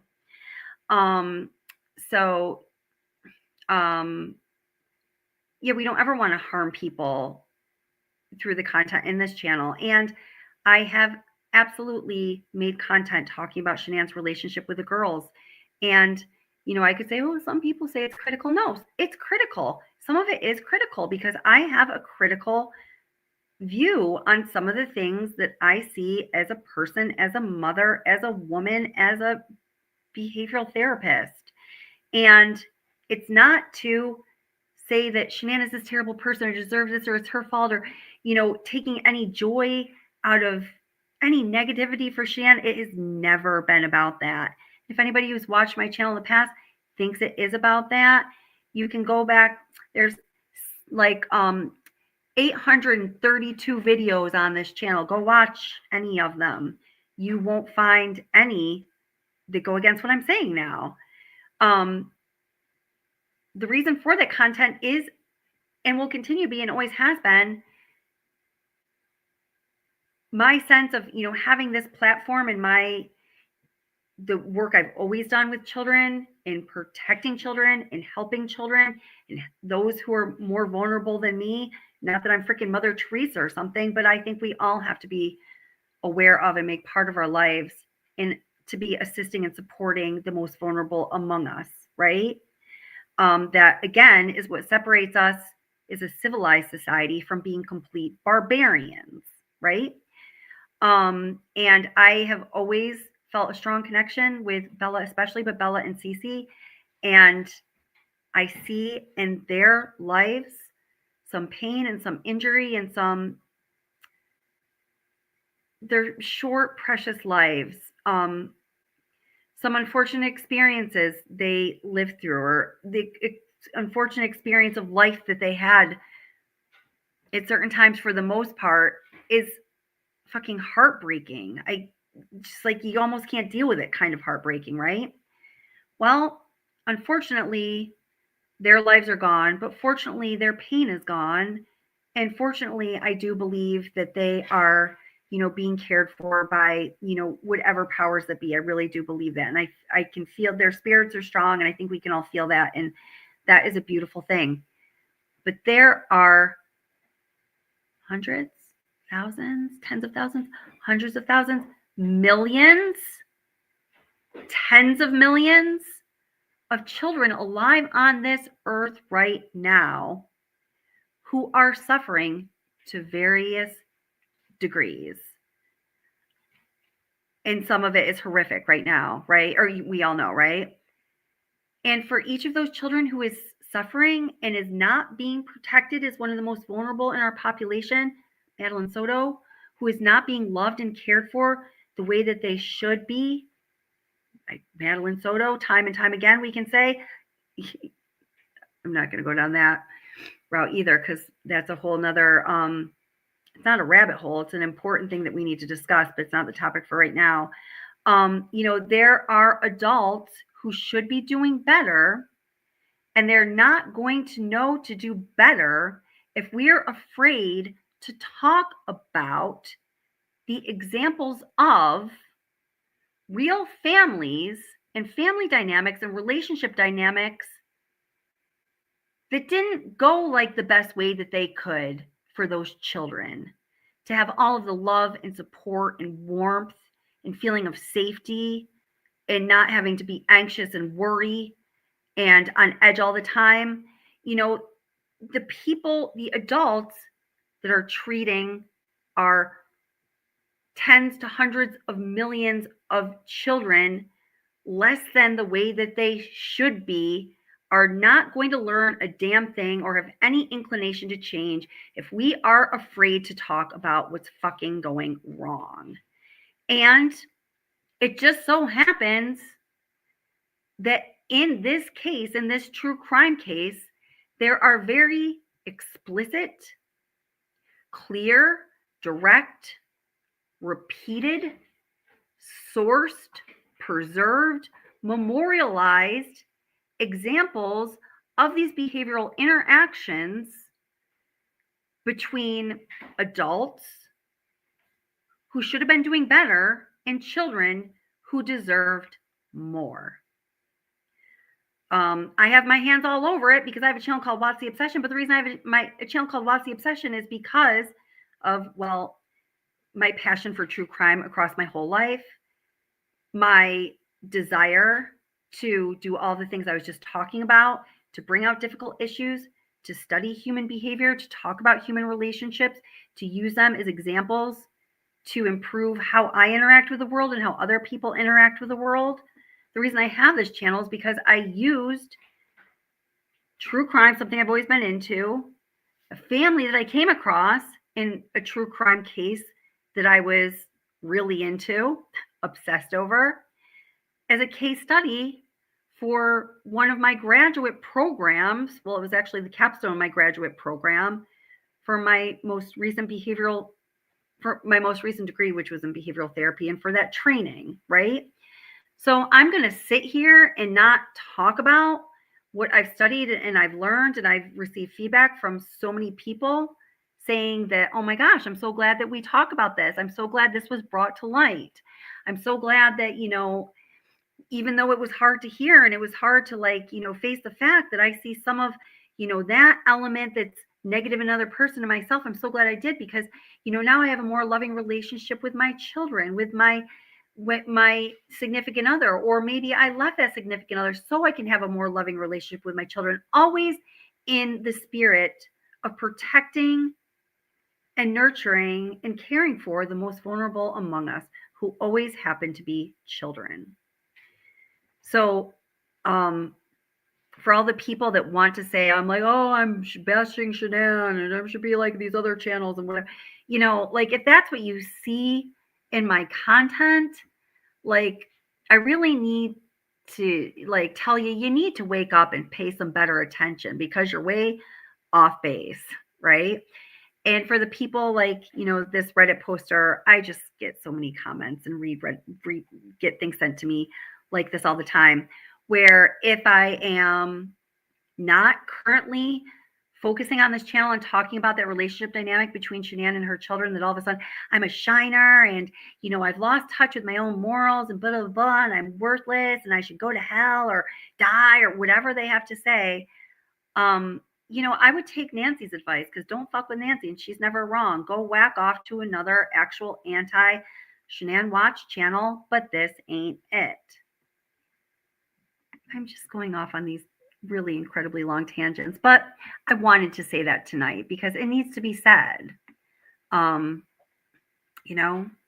fact that I even have to be careful on my channel, that my channel gets threatened, that I get threatened and, have been ever since I started this channel, because I want to talk about these things as a behavioral therapist that have to do with human behavior that we see in this true crime genre that so many people are interested in, like all of us. The fact that, I get threatened, my channel gets threatened because of that it always has been and remains super confusing to me. I don't know. Y'all need to grow up a little bit. Thank you, Stevie. I love when you talk about what you've studied and learned. Your framework and perspective is so brilliant. Oh, geez, thank you. That's quite a compliment and unique. Thank you, Stevie. I very much appreciate that. That's what the bunnies do. They multiply. It's true, guys. Oh my God, I started with 2, and then there was just so many. Now I have 29, and there's been many more along the way. They're homed elsewhere. Okay, I'll grab a bunny in a minute. Great point, Mandicay. You don't have to be malicious to neglect your kids, your spouse. Many people do it, even all of us, because you are unaware of it, of some issues aren't so big and noticeable. You can do both love and harm. That is such a great point. Such a great point. Thank you so much for saying that. Yeah. And recognizing something like that 2 things exist at once, is not to be wishy-washy. It is to be in touch with reality and, the nature of being human. Thank you so much for saying that. Bye, Jen. Thank you for being here. Thank you.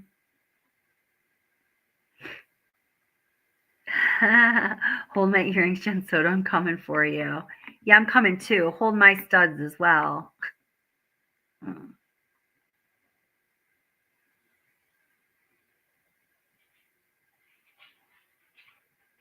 My Reddit karma is NK's real life karma. Funny.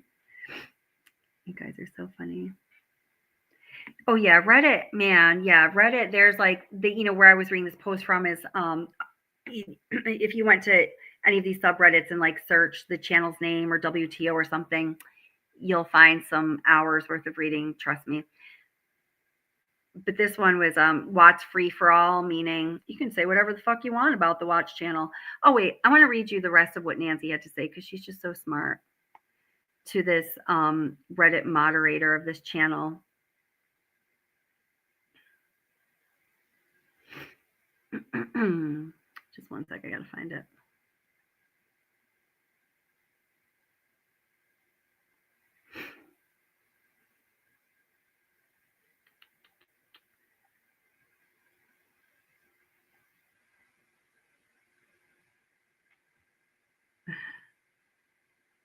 And Jody also made me aware. She was like, Kelly, I see her featured in a Reddit Watch Free for All. I'm fuming. I'm going in. Nancy and I were just saying, oh, she's like, I would send Jody in there, but they blocked the comments. You guys are great. Let's see. Where is it?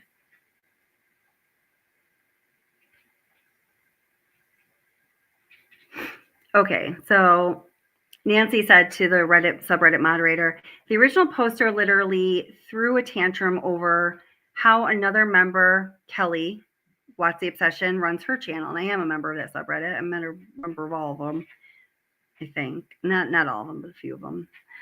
Defamed her, got very personal, calling her worthless, but they don't get banned. If I would have said the exact same thing to someone who was whining over not enough anti-NK or anti-Cindy Watts content, for example, my comments would have been encouraged. Make no mistake, and I think this is such a good point, don't fuck with Nancy made. Make no mistake that this free-for-all site is not really true crime just because you slap the name Watts on it. It's a forum for those who want to blame this crime in its entirety on Shanann Watts. And I do agree with that. And the moderator says, the reason you were banned is because you told another poster to whack off. The sub is strong on posters not denigrating each other. And don't fuck with Nancy says, the hypocrisy doesn't escape me. Kelly from Watch the Obsession is a member here as well. I think this particular post is far more denigrating towards her than my response to the poster was. The person was looking to hurt her and her channel for a stupid reason. Telling her to jerk off to anti-Shanann content was not bad at all. She sounded like she needed something to talk her off that ledge. So the moderator concedes, okay, well, then we'll reduce your ban to just a week. I love you, Nancy. She's so wonderful. So there was a little inside Watch the Obsession YouTube channel life. Look for y'all. What is going on with you and the watermelon? Do we need to take the watermelon away from you, Allison? I keep reading little things about you and watermelon here.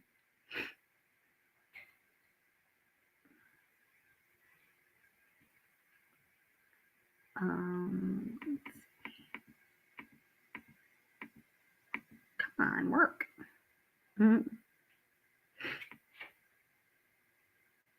Thank you, Sabrosa. Thank you, Valerie. Amanda K says, I believe you can point out and talk about Shanann Watts' mistakes as corrective criticism to help learn and modify our behaviors exactly, and still be respectful to everyone. And no, Shanann Watts did not deserve anything that happened. Absolutely. And like we've said before on this channel so many times, this is something R and I have talked about many times because we have had this conversation personally, is that, you know, her life was taken from her at 35. You know, she did not get to live another day, another month, another year, another 5 years, another 10 years to reflect on, like I have. Oh my God, when I did those stupid freaking MLMs and I spent all this money and I was like, you know, having to be dishonest about how because they force you to do that. They put you into like this little shame hole where you're financially strapped. Is terrible. She didn't get a chance to evolve to that point. If where I've come is an evolution, I don't know. But to be able to look back in retrospect and have learned from it and speak more wisely. or said, I love my son more than anything in this world? Of course I do. Am I a perfect mother? Hell no. If I had to learn lessons along the way, yeah, and still am, right? So Shanann would have done the same. She didn't have that opportunity.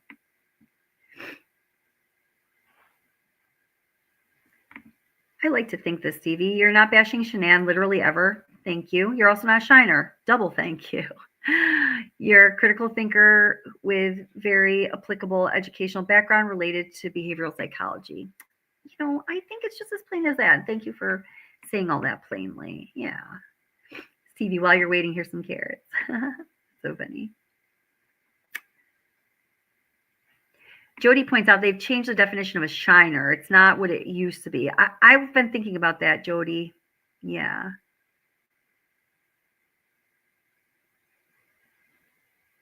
Yeah. Huh. Spay and neuter. Oh my gosh. And I have spayed and neutered bunnies, and freaking even the vets think I'm crazy. No one spays and neuters their bunnies. I do, because, there's too many bunnies in my house. We do love Nancy.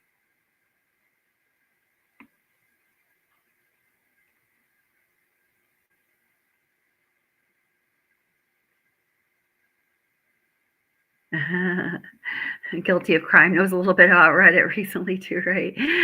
Says Reddit people get so mad when I say Reddit is not credible. It's not. It's like a Wikipedia of what's it called? Of mob thought. It can be, not always, but it certainly can be. Has the potential to be.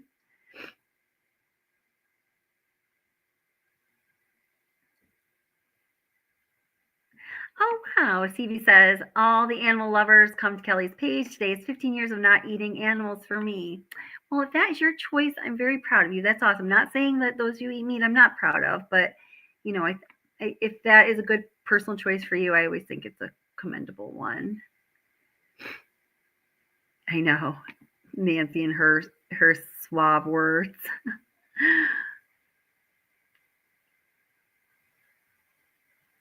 Let's see. Stephanie says, not denigrating each other. How about not denigrating Shanann? Right.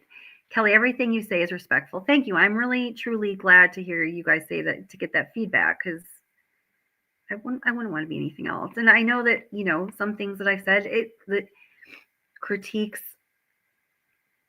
I'm always keeping myself in check. I'm not doing this mindlessly. And sometimes the critiques are sharp. I understand that. And I understand it is sensitive because this woman has lost her life. But at times, I think it makes it all the more important to speak the messages I know it to be as I see it, like Stevie said, with my professional training, because it almost is more poignant because of the story of her life and the tragedy of it. You know what I'm saying? But it's not to say any of that is her doing, and it never has been. Not to say that I don't change my mind about things. I think you should change your mind about things, and I do. But, I guess you're seeing it does get a little under my skin, and don't anyone take this and get too happy about it, because now that I'm saying it out loud, I'm going to make sure it changes. When, people are like, oh, she used to be this way, and now she's totally changed direction and changed her stance, and now she's this way. No, the basic, like I say, is the guidelines for the channel, what I want to do with this channel, and how I conduct myself and anything that is a product of my work. It's like this. I can describe it to you. This is how I, after 45 years, almost 46 of great consideration, self-reflection, and trying to live consciously, and with awareness and with connection and consideration to all others, I have arrived at some conclusions about how I need things that are a result of the way I spend my time, how I need them to be. And this channel is that.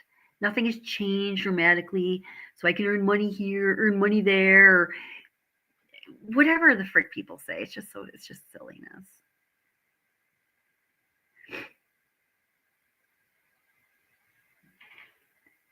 Yeah. Thank you. I appreciate that, Sabrosa. Yeah, Kes says she's still a very young mother. With time, like all of us, she would have changed. That's exactly it. Mike Applegate is really trying to get me to stay off track with Richard Allen, who I am preoccupied with what the verdict is going to be. Does anyone think there's going to be a hung jury? I predict there's going to be a hung jury, unfortunately. What do you think, Mike?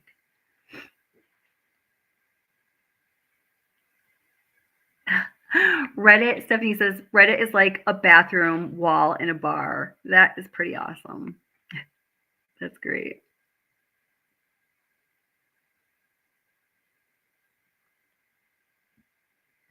Seriously, how are you doing? Says, right, I was wondering about that. I thought shiners were for good, not for tearing someone down for speaking on the subject.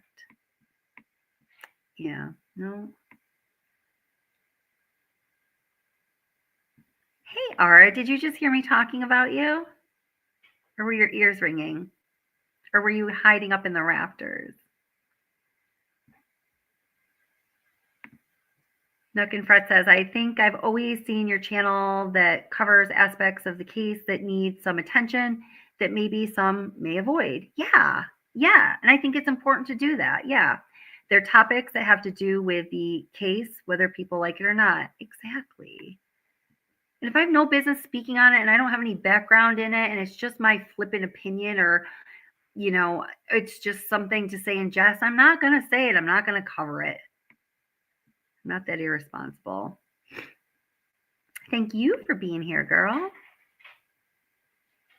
I was just talking about you. Literally, that's so funny. I haven't seen, all right, you haven't been on live stream in a long time. I just spoke your name about 2 minutes ago.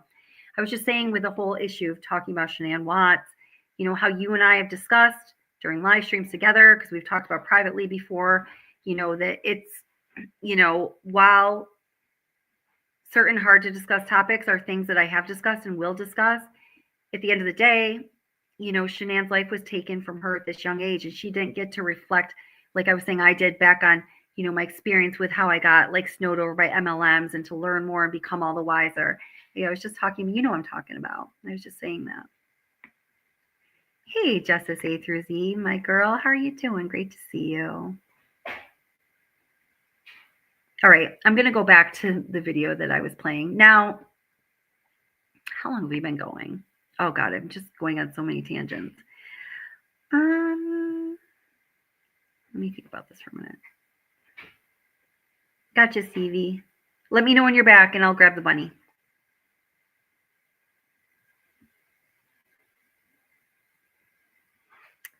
Oh, thank you so much, Pepper. That really means a lot to me. Thank you very much for saying that. Thank you so much. Thank you.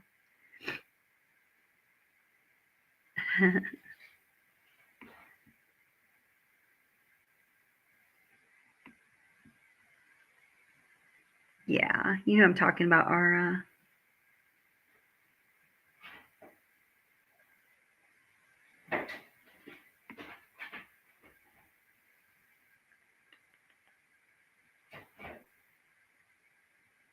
So I'm just reading through some comments here. Yeah, Susan Peterson says, when I started watching Shanann's videos, I would be telling the TV, hey, woman, tend to your child. So I agree. Yeah. And I mean, that's always been my reaction too. Does it mean that I think Shanann's a horrible person? No. Some of the things I see, do I then see how Bella and Cece react and how their behavior and changes, or there's some, like we talked about, speech regression stuff, and I go, ooh, yeah, it concerns me.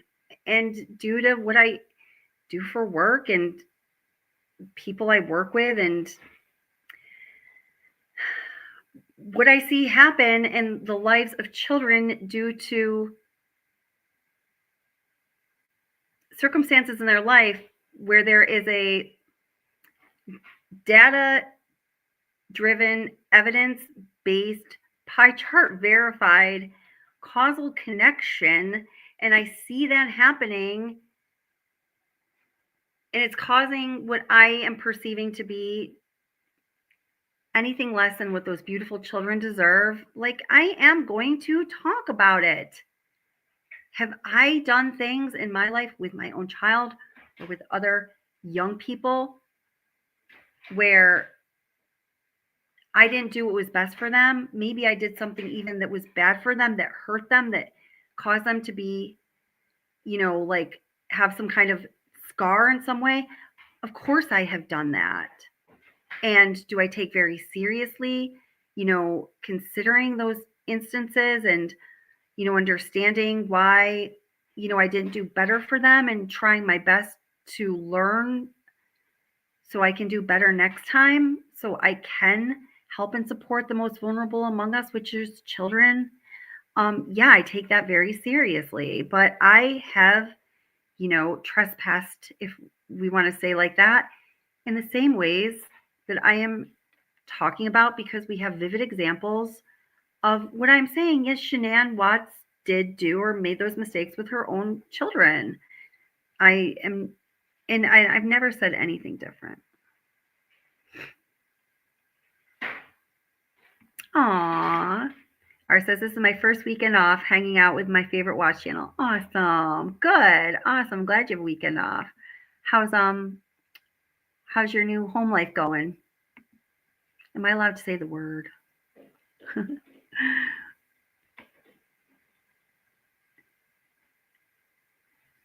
All right. Okay, Stevie wants the bunnies. Okay, I'm going to play a little more of this here, and I'm not sure if I'm going to get to the Candy corn that I'm playing, but I probably will. But let me go get a bunny for Stevie. Hey guys, it's Shanann and Bella. We're here to do the drawing from yesterday. Yay! We're drawing names for yesterday, for everyone who had entries yesterday into the drawing. Good luck, guys. Bella, come pick out a name. Hurry! Come pick out a name, please. Come pick out a name. All right, guys, let's go to Bella. Bella, pick out a name.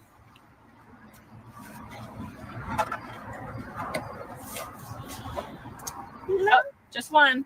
Which one do you want to put back? That one? Okay. Who could it be?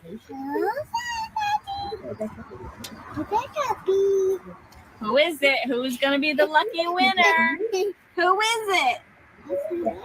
Well, hurry. I'm losing my patience here. Oh my goodness! Woo! I gotta turn this down. It's freaking out my little bun here. Say it. Minaj. All right, guys. Our winner is Christina. Congratulations, Christina. Hold it. Hold it, bud. There you go. Oops. Hi. Some of my friends want to meet you. Are you okay with that? You seem a little bit nervous. I know you don't usually come. Ready? Hey guys, so we're super excited. It's me and Bella. We're here to announce our second winner for the $300 cash prize that we had. We had to hit $2,000 in volume, and not only did we hit the $2,000 in volume, but we smashed. Okay, here you go, Stevie. I actually have a boy bunny this time. You guys usually meet my girl bunnies. Whoa! No, please don't show my personal email. Okay. This is my little bunny friend. Oh, come here. He's a little nervous. He's a baby. Oh, he's like all, he's all like folded into himself. Oh, he's like, I don't usually come out like this. I'm a little scared, Mama. Hi. My friends want to meet you. Say hello to Stevie. He was getting a little upset that he wasn't meeting you yet. Oh, my hair's all in your shizzle, right? Sometimes my bunnies will start chewing on my hair like it's like hay, because they like hay, and I'm like, thank you. Yes, I need a moisture treatment. I know. Hello. I'm little Mr. Bunny. I'm just all he's just folded. You're like a sack of potatoes. Oh my gosh, he's so cute.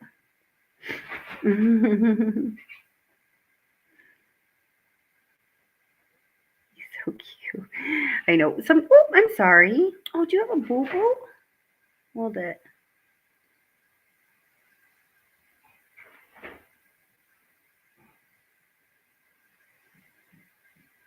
Oh, I think I found a boo-boo. Maybe it's like a good thing he made me do this, Stevie. I'm gonna check that out later. I found something here. It's like, yeah. You okay, little mister? Oh, little Mr. Bunny. Little Mr. Bunny. Is that why you aren't is that why you're folding into yourself like a sack of potatoes? Do you have some muscle strain? Would you like to say anything to the microphone? Do you have an important message for the viewers? Oh, he's so cute. So, yeah. Artemis Prime says, Kelly, do you just let them run free around the house? I have 2 right now that we call them the free run bunnies, and I swap them out. And the rest of them are, in cages. Some 2, some are by themselves. This guy, he he has one of the smaller cages, unfortunately, and so I try to get him out to run as much as I can. He got a boo boo. Oh, I'm going to examine you after this. It's just the dry skin spot. They get really dry skin, right at the base. Anyway, it had a top that's kind of removable. I actually have 2 of them like this, 3 of them like this now. And they're the smaller cages. So we totally have taken the top off. So it's almost just a tray, and they just stay there right in their little tray. That sounds terrible, but they're just so sweet, and they're just good little animals, little sweethearts. Hey Karen, how are you doing?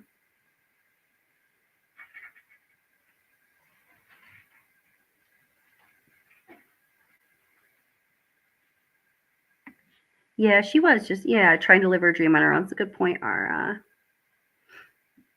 He looks like a little stuffy. I know he is. He feels like that too. He's such a little fuzzball. What's his diet aside from hair? They eat little Timothy. So bunnies, if anybody ever becomes a bunny parent, you should know this about them. They do love hay, but they really should have Timothy hay, it's called. It's just best for their digestion. Sometimes people will give them the wrong kind of hay, and it can cause intestinal blockages and stuff. It can actually kill them. So, I mean, giving bunnies different kinds of hay, especially depending on where they're from and, how they've kind of their diets have evolved, isn't a terrible thing. But I can only speak for bunnies from this part of the world, not those outlaw Australian bunnies. I'm just kidding, guys. They should eat Timothy hay. So then I also have little pellets that are made mostly of Timothy hay, but then they have some other nutrients in them, and fresh water, and things the thing with bunnies and carrots. Carrots and fruits really have a lot of sugar for them. When my girl bunnies, would have litters, which they don't anymore. It's not allowed, and no fun and games like that. None of you. After they would have a litter of bunnies, and they just, it was so much work for them, I would give them a banana or a apple or something, or just even, and to replace their nutrients. But don't give your bunnies carrots unless it's just a couple nibbles, or fruits. It's too high sugar for them. Some leafy greens, but they have to be dark leaves, like spinach or kale. Iceberg lettuce can actually be toxic to bunnies, and so can grapes. Yeah. So there's your bunny education.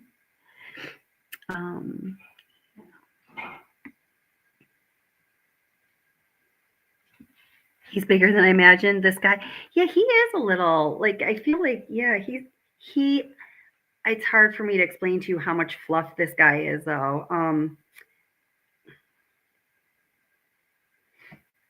Half of what you see here is fluff. His, how a wet dog, or it'll say a wet rat, or when they're just wet down, you're oh my gosh, there's so much fun. Well, first, that's another thing too that's terrifying for bunnies. You can't bathe bunnies because being submerged in water or just getting all wet for them. Well, 2 things. First of all, it can be terrifying for them, because imagine if they're out in nature and they live in their little bunny hole and it gets flooded. That's a life or death situation for them. So, if they are to get all soaking wet, that triggers stress in them, and they can actually have a heart attack and die. But second of all, because they are so much fluff and the fur is so thick underneath, it can actually cause them to get hypothermia or freeze to death, because the fur it dries so slowly. So yeah, if I ever get like one of my bunnies accidentally ever gets like really wet, I just keep it with me until like the undercoat is really dry, because it's a very real thing. They get hypothermia and die. You'd have no idea it was going on. Yeah. Artemis Prime says, my bunny ate my books and cords. Free range isn't as cool as it sounds. I have a lot of partially chewed cords and books and yeah, all of that. The ones that get to be the free run bunnies, there are certain ones that I cannot have do that, because they'd eat my couch. You know what I mean? Yeah.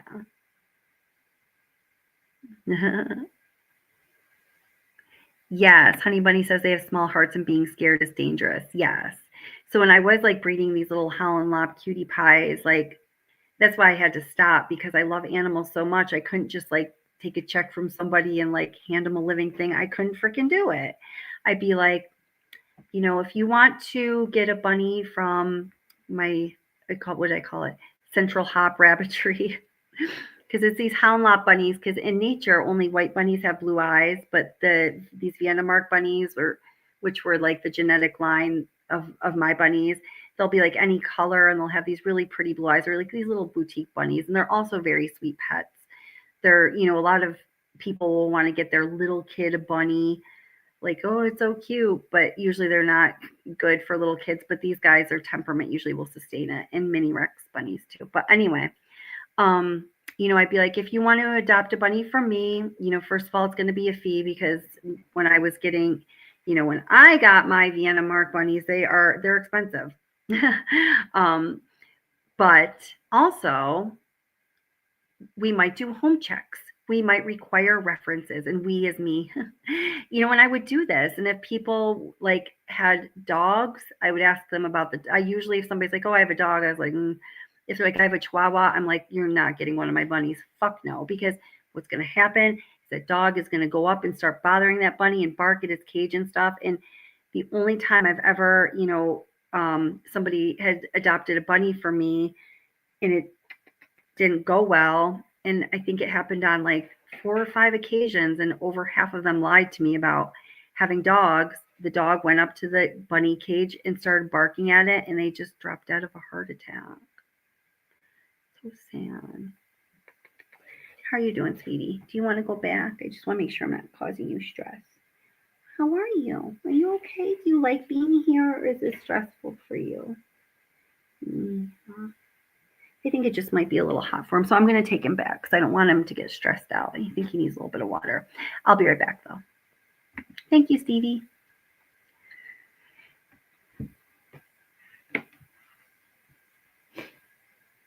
All right, I'm going to take you back this way. There's the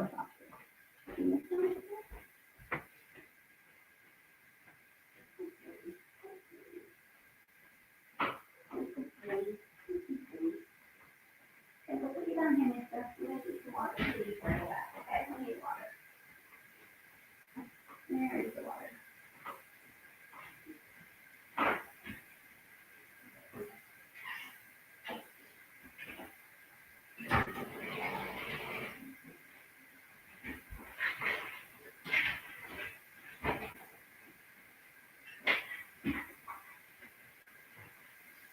Here. Hi. Hello, medium girl. You want to come with me? You don't want to come with me. You don't want me to pick you up, do you? You probably don't want me to. Or you do need water too. I'll be right there, guys. Sorry. I have a couple bunnies that need water now. They're all jealous. Okay.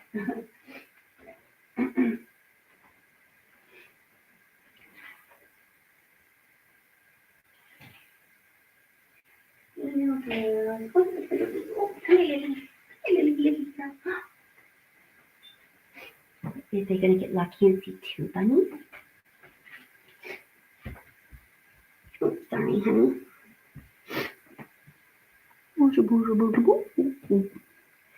Okay, little girl. Okay, and then some of you know Lily. Lily is, let's see, don't be looking for white bunny because she's blue. And we got her because, She's got all her sockies on. See, she got all 4 little white paws. And she has these pretty blue eyes. You can't see here though. And she is one of my mommy bunnies. She had a few litters of beautiful, beautiful bunnies, but now she's just one of my suit.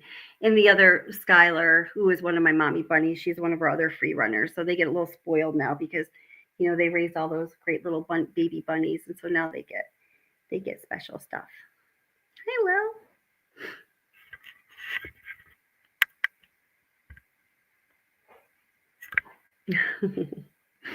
Hey, Lily. Hey, little Lily girl. She got all her sockies on. Yeah, I've got all my sockies on. Silly girl. Jody says, oh my God, I want to cuddle when I only have ugly chickens. Lily is my favorite. Lily is so sweet. Oh, Lily, you're a favorite, sweetheart. She is like the sweetest animal. She is so freaking sweet. I just can't even explain to you how sweet this little girl is. Oh, can you litter box train them? Yes, you can. It's not easy, but yes, you can. Yeah.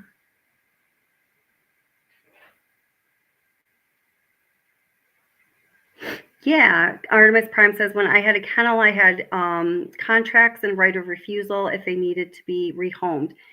Yes, that's exactly. Yep. That's kind of stuff I did too.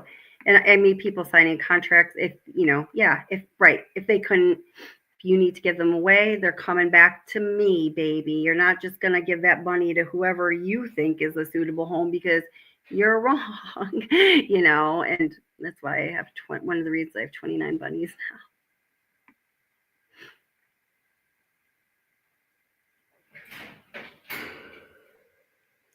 now.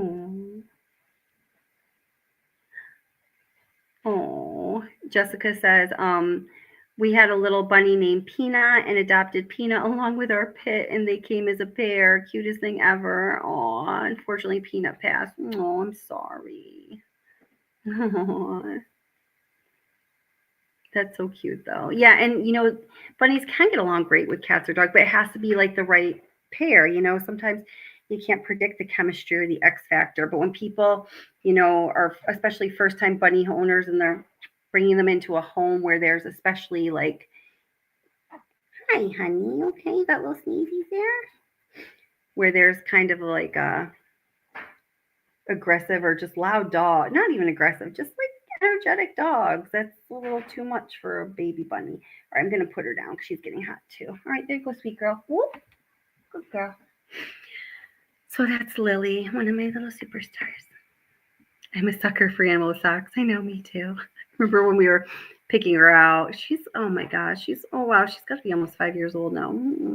And I would, oh my God, I just like loved, I went to this one breeder who bred the Vienna Mark Howlops, which is what I ended up breeding. I went to two different breeders, I think, before I started making my own bunnies. And I was like picking one out, and I knew I wanted a blue. I knew I wanted her color, and I kept showing my son all these pictures. And I was like, oh, I think we're going to get this one. And he goes, and I was thinking, like I was singing the song in my head, like, she's got all her sockies on. Ridiculous. He's like, why, Mom? Because she's got all her socks on. I was like, sold to the family of crazy bunny owners that appreciate socks.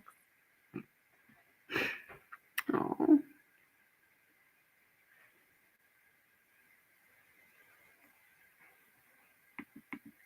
Yeah, I know. You have Pipples, right, Honey Bun? See, I've once again totally digressed from the Watts topic because I love just talking to you guys sometimes. Jessica says, I wish I had a bunny. All I have is noisy chihuahuas. See, I was just saying chihuahuas and bunnies don't go well together. Bunnies are just totally like, what the fuck is your problem? You're like my size and you're psycho. Like, they do not like them. Do I have any pygmy bunnies? I don't think so. I'm not even sure. I have to look up pygmy. Is the color? Let's see. Okay. Pygmy. Oh, they're so cute. No, I don't. I only have mostly hound lops. My first bunnies were mini Rexes. I have a couple a few mini Rexes too. A pygmy is a rabbit species native to United States. It's the only native rabbit in North America. To dig what? Do tell. I need to read the rest of that article. To dig what? Its own burrow. The pygmy differs significantly from other species within its, class and all that stuff. But I'm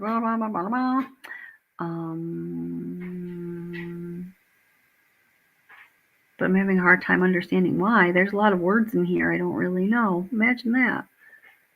It's just like the location and the like species, genus, class, and all of that, phylum.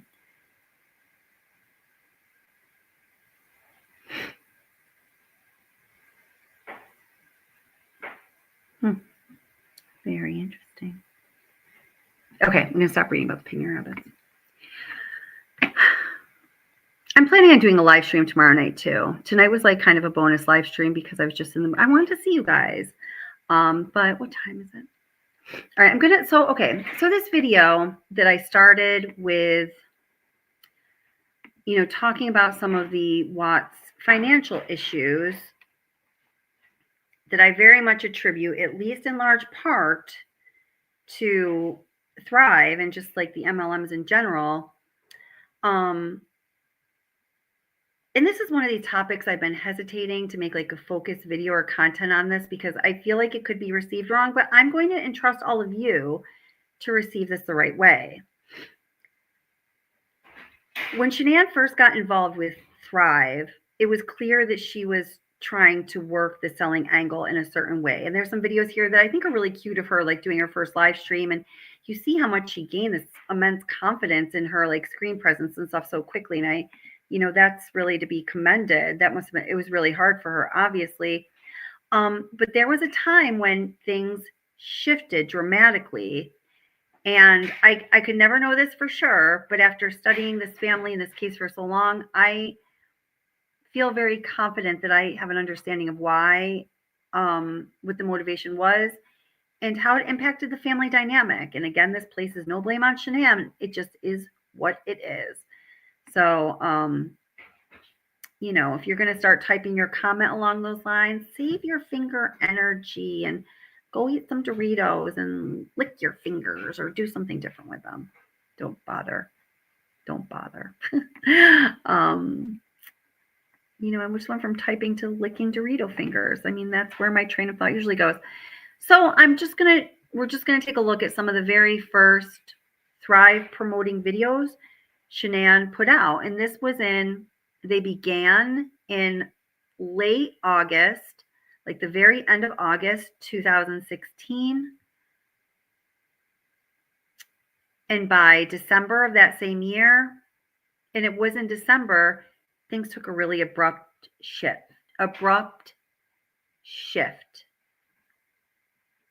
which segues into tree nut allergies and Nutgate in the story I've created in my mind, but based on a lot of evidence and research. So here we go.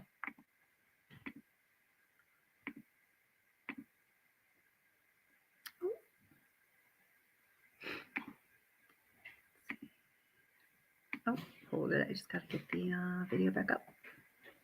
Oh, but it's not a published video, so I have to go in through Studio. Just give me one sec here.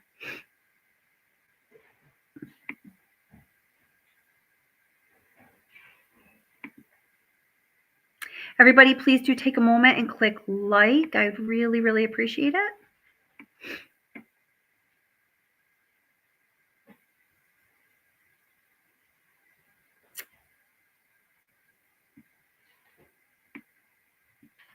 Why is it not giving me my normal options? That's weird, but there we are. Oh, YouTube, stop playing with me.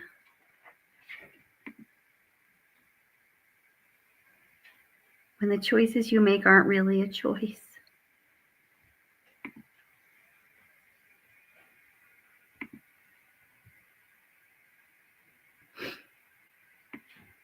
So that very first video we saw, it's the very first Thrive promoting video, I think, on Shanann's channel, Facebook page, which, you know, was.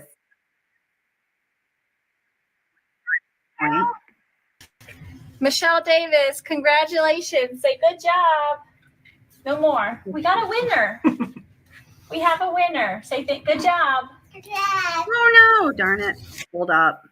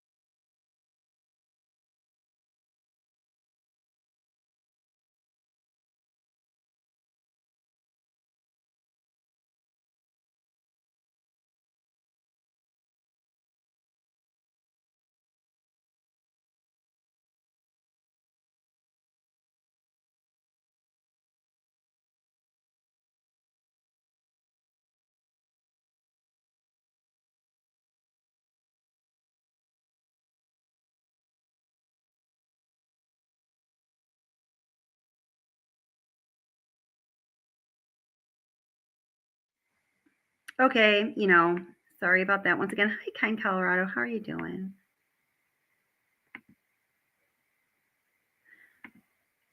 Here I am. All right. Candy corn. Hey guys, it's Shanann and Bella. And Bella. We're here to do the drawing from yesterday. Yay! We're drawing names for yesterday for everyone who had entries yesterday into the drawing.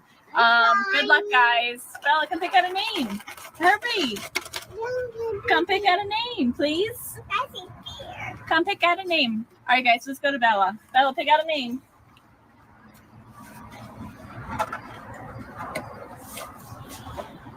Oh, just one. Which one do you want to put back? That one? Okay. Who could it be? Who is it? Who's going to be the lucky winner? Who is it? Well, hurry. I'm losing my patience here. Oh my goodness! Woo! Say it. Minaj. All right, guys. Our winner is Christina. Congratulations, Christina.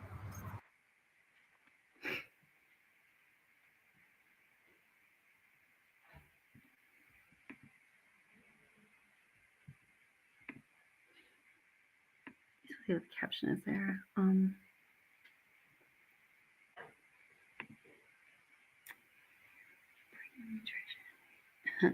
Okay. All right. Sorry. Just want to see what that said. Ready? Mm-hmm. Hey guys, so we're super excited. It's me and so that first drawing video was in the end of August. The second drawing video was on August 31st, and this third drawing video is on September 1st. You know, just within the same week. This was like, you know, she's just trying out how do I work this selling the Thrive crap on social media. I'm gonna do drawings with Bella. All right. Good, cool. She seems to enjoy them. Good, good. So this is a thing. Bella, we're here to announce our second winner for the $300 cash prize that we had. We had to hit $2,000 in volume, and not only did we hit the $2,000 in volume, but we smashed it and we hit 40K as a team. So I'm so excited for you guys. So we had a lot of entries yesterday. We had Genevieve, we had Chrissy had 2 entries. We had Brittany, we had Liz, we had Christina, DJ, Susan. We had a lot of entries yesterday. So I'm so excited to see Madison, Michelle, Beth had an entry. So we'll see who won. Pick one. Get one. Whatever one. Drop one. Who is it? Who could it be? Oh my goodness. Who is it? Say, Chrissy, congratulations. You won $300. Way to go, guys. I'm so proud of everybody. And go Steelers. Okay. So I have a promo for you guys. My kids are up, so I may have to chase them and punish them. So timeout. So now this is when kind of the conflict of having to promote your MLM crap on social media and, you know, promoting this great lifestyle and being a work at home mom, where it all comes into conflict with one another. Now just listen to this. Has been 9:30 this morning, and they've been in timeout 7 times. So right, 9:30 this morning, they've been in out 7 times. Yeah, I do have a big problem with that. You know, and again, if Shanann had been allowed to live her God-given life, it may have been a year later she would look back at that and be like, oh my God, first of all, why was I saying that? But second of all, what was I doing? Right? But she didn't have that opportunity. This is not about Shanann Watts as being a horrible person. So everyone get over yourselves. Boost has been a great thing. It's okay, honey. You're okay. Come here. Come here. You're okay.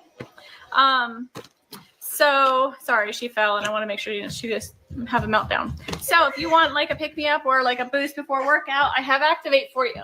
Say hi, Cece. Say hi. So, you know, we have that. Then we have Form. So if you do a lot of working out, or Form's great because it's, you know, has collagen and it has your, has 15 grams of protein. No, baby, you can't play with that. Here. Play with this. Not that. Go get Bella. Go get your choo-choo train. Want to go get your choo-choo train? So we have Form. So Form is I do Form once to twice a day. It's really good because when I have a craving, I pop a Form. I like the taste of it. It tastes really good, and it's really good for you. Hey, Lori. So we have that we can give you for free. And then we have our people who have struggles with sleeping at night. So this is one of Chris's favorite, which is Rest. And no, you can't have that. Here you go. Here, you want, hold on 1 second.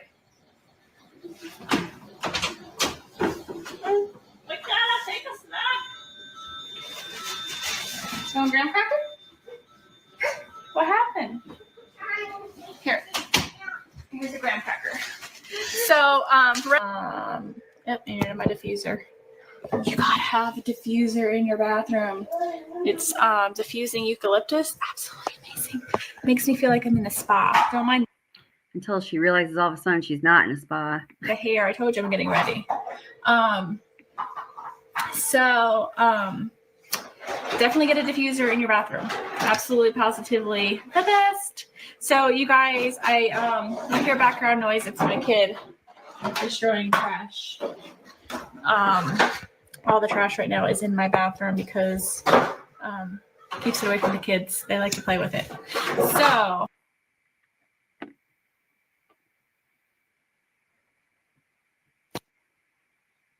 hi guys. So not really good at doing these live calls or live video. I like to make sure that it's okay before posting it, but I'm going to do one today because I've had a rough morning with my kiddos. So this was in September of 2016. They're both sick. Her first live. And running me like crazy, which is always fun. If you guys have kiddos, you know what I'm talking about. Especially a mom, they want their mommy. So while they're sleeping, I'm putting together some samples and getting some out to some of the people who ordered today and took advantage of the promo I have. I'm so excited to get all these people start thriving and feeling amazing. Oops, sorry. Because Thrive has not only changed so many people's lives, but it's changed mine. I am a much, much happier person to be around. I feel amazing. it's so great to be able to sleep at night finally and wake up feeling like I'm ready to take on the day, like it's 4:00 in the afternoon, ready to run. And to be able to keep up with my 2 kids under 2 has been a struggle until 6-7 months ago when I started thriving. So I'm super excited to share this with as many new people as I can, including my lucky 2 people today. So if you guys have any questions about Thrive, shoot, I'm going to try this whole live thing out and see how it's going. Can you guys hear me? Apologize. This is really, really outside my comfort zone. So if you guys know me, this is extremely huge for me to do a live call that I can't erase and say, oh, heck, I'm not. See, and I just like love her authenticity here. And I find her being herself to be, I don't know. I just think this is very endearing and charming. Like, I really like this Shanann. She's being herself and I like her. I think this is really like, I think where she felt pressured to go with this MLM stuff, which was to be this affected version of herself, to me was really off-putting. But like this Shanann, I think this is who she is at her essence, is like a great person. Like, she's adorable. I'm not going to post it. So I'm SOL. You guys are seeing this live and it's funny and interesting. So I should have done it with the kids. At least it's a little distracting, and then that way they can help make the video better. But anyway, if you guys are not thriving, please message me and tell me, and I'll get your Thrive in the mail. 2 offers left today only. I'm offering a huge promo. I don't want to mention it out loud because, I might have some existing customers get a little jealous, but I'll take care of them too. So if you guys can message me, I'm going to, thanks, Debbie. I'm going to run for now because I'm now getting a little nervous. So the 4-year career, This is interesting, Ara. I think this is interesting. Ara says her confidence went up through the MLM process. This is interesting because I said something similar to that earlier. And I think in some ways it did, like her screen presence became more refined. But and I have this thought, just like you wrote here, and I think, but did her confidence go up, or did her ability to put on a show, to cover up what is really going on, the nerves, the anxiety about the money, and therefore, along with that, the overemphasized importance of keeping up appearances, the need to do that, so much, really important stuff hanging on the success of this MLM. And she had to learn real quick how to play the role of what she believed was a successful MLM, consultant like Addie or someone, because she needed that to happen damn quick because she had negative Nichols to rub together and the gig was up soon, so, and I just highlighted your comment, Ara, because like, I think that too. And then I have these other thoughts. I think what was going on with her was, I think it was very complex. It was very confusing. I think it was really fucking stressful, like unbelievably so. It's really, Colorado made a comment pointing out all the things that would be stressful in the situation she was in. I think that was really right, spot on, Kind Colorado. Really, really short. I think it's not, but like 100 pages. Yeah, it's like 102 pages, Brittany. You'll love it, I promise. It will change your life. And, you guys have all changed mine, and I'm so blessed. And I can't wait to meet you guys. It's super exciting. We're going to be meeting each other in Punta Cana here in just a couple months. You're welcome, Britt. So let's go, guys. That's where I want to be. Let's go. February 2nd. I'm booking my flight. Oh, yeah, no doubt. She is trying to figure it out. She is trying her best to figure it out. I really do believe that. And, well, I'm writing down what I was just about to say. We can talk about it next time, which might be tomorrow night, but this is going to open up a big discussion. But yes, I totally agree. Here in a couple of weeks, I've been eyeing out some pricing on right now for that trip. So I plan on being there. I'll see you guys soon. And you guys, February 2nd through the 5th, I believe. But I'll be there a day early because it's winter here. So the chances of us having snow on the day you're leaving are very good. So I'm definitely going to head out early so that way I don't miss anything and have more fun, an extra day of living on the beach. And just kind of chit chat with you guys a little bit. But before that, I need to take my Pure because it's been going crazy. Now, this is important because I know what she's doing here. There was this whole like series of live streams where she's like, oh, you know, she put Pure as a prop, you know, like product placement, because that was a product that was, you know, just came off of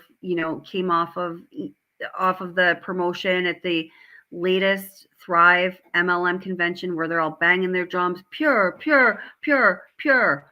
And look at Shanann pretend that she actually likes this shit. The last couple of days been really busy. So, hi, Rhonda. How are you? I really, really, really like Pure. And let me tell you, because I told you I tried all of this. Pure is like, it's really sour, but it's also a little salty. It's putrid. No. The last couple of days been really busy. So, hi, Rhonda. How are you? I really, really, really like Pure. No, she does not. Are they delicious? That's your second one. Yeah. Yeah. Is that your second one? Oh, you're sharing? That's so sweet of you. Hi, Lori. Okay. Now say go Steelers. All right, guys. So Bella said, go live. Well, in Colorado, you know, I think that, you know, in a way they need to continue the MLM to try to stay in the cult. Yes, that's true. But what does staying in that cult means? You know, at this point, when you're this financially in it, staying with a cult means recovering the money that you've already invested in this based on the promises that were made to you that these other people who are in your cult either believe in or you don't know. You perceive them as being more successful than you, right? So you need to emulate what they are doing, because the bottom line is, I don't think a whole lot of people get involved in MLMs just because that's what they want to do with their pastime, okay? They are labor intensive. They are cost ineffective. They are, you know, it's just, there's so many. Start a freaking YouTube channel. I don't know. But people get in it because they think there's an opportunity. They soon realize the opportunity is not what they thought it was. Like I was talking about earlier about those really front-loaded commission programs, which is eventually how I made money in that one MLM beauty counter. But I knew I had to leave at 9 months, because if I stayed in longer than that, it was going to start taking advantage of me. It was going to take every penny I earned times 10, you know, in a very short period of time. And then I'd have to invest more so I could try to recoup what I already lost. We know what Shanann had invested in this MLM was already essentially stolen money. And I don't mean stolen like she went out and robbed freaking Macy's. I mean stolen like it was not money that she had to spend. It was perhaps from Chris's 401k, for which, you know, you pay a penalty for that $10,000 that was taken out. The value of that $10,000 reduced dramatically, whereas if it stayed put where it was supposed to be, it would have increased substantially over time. Maybe it's in that almost $100,000 of unsecured credit card debt. This is very anxiety causing. Staying in the cult may be just about appearances or because you want to hang out with these people, but I think it's more than that. It is everything is hanging on the balance of staying in that cult. You know what I mean? And maybe that's what you meant too, but I just want to take the opportunity to say that. And then Kai Colorado says, and have other cult members look up to her. And I think she did want that too. You know, that goes along with the appearances thing. And, you know, yeah, for sure. Yeah. I wish she would have stayed at the real job at Children's Hospital as well. I certainly do wish that she would have done that. You know, in her family, the value of having a good work ethic and being a hard worker and, you know, working yourself to the bone. And, you know, that was so highly valued in her family. It was like a badge of honor. It was a must. That was how you earned respect. And the harder you worked and the, more stringent and solid, your work ethic, as they were defining it. And we've heard everyone in her family talk about this, and people that know her talk about this as well. The more praise you got, especially from Dad. And Frank Rusick Sr., I just adore him. Not saying anything bad about him, but, he described Shanann as being, she was always like this super hard worker. Well, what we learned about those years that he's referring to from other people is maybe that wasn't necessarily the case. She was finding ways to get by and finding ways to earn money, especially say when she was working at Dirty South Custom Wheels.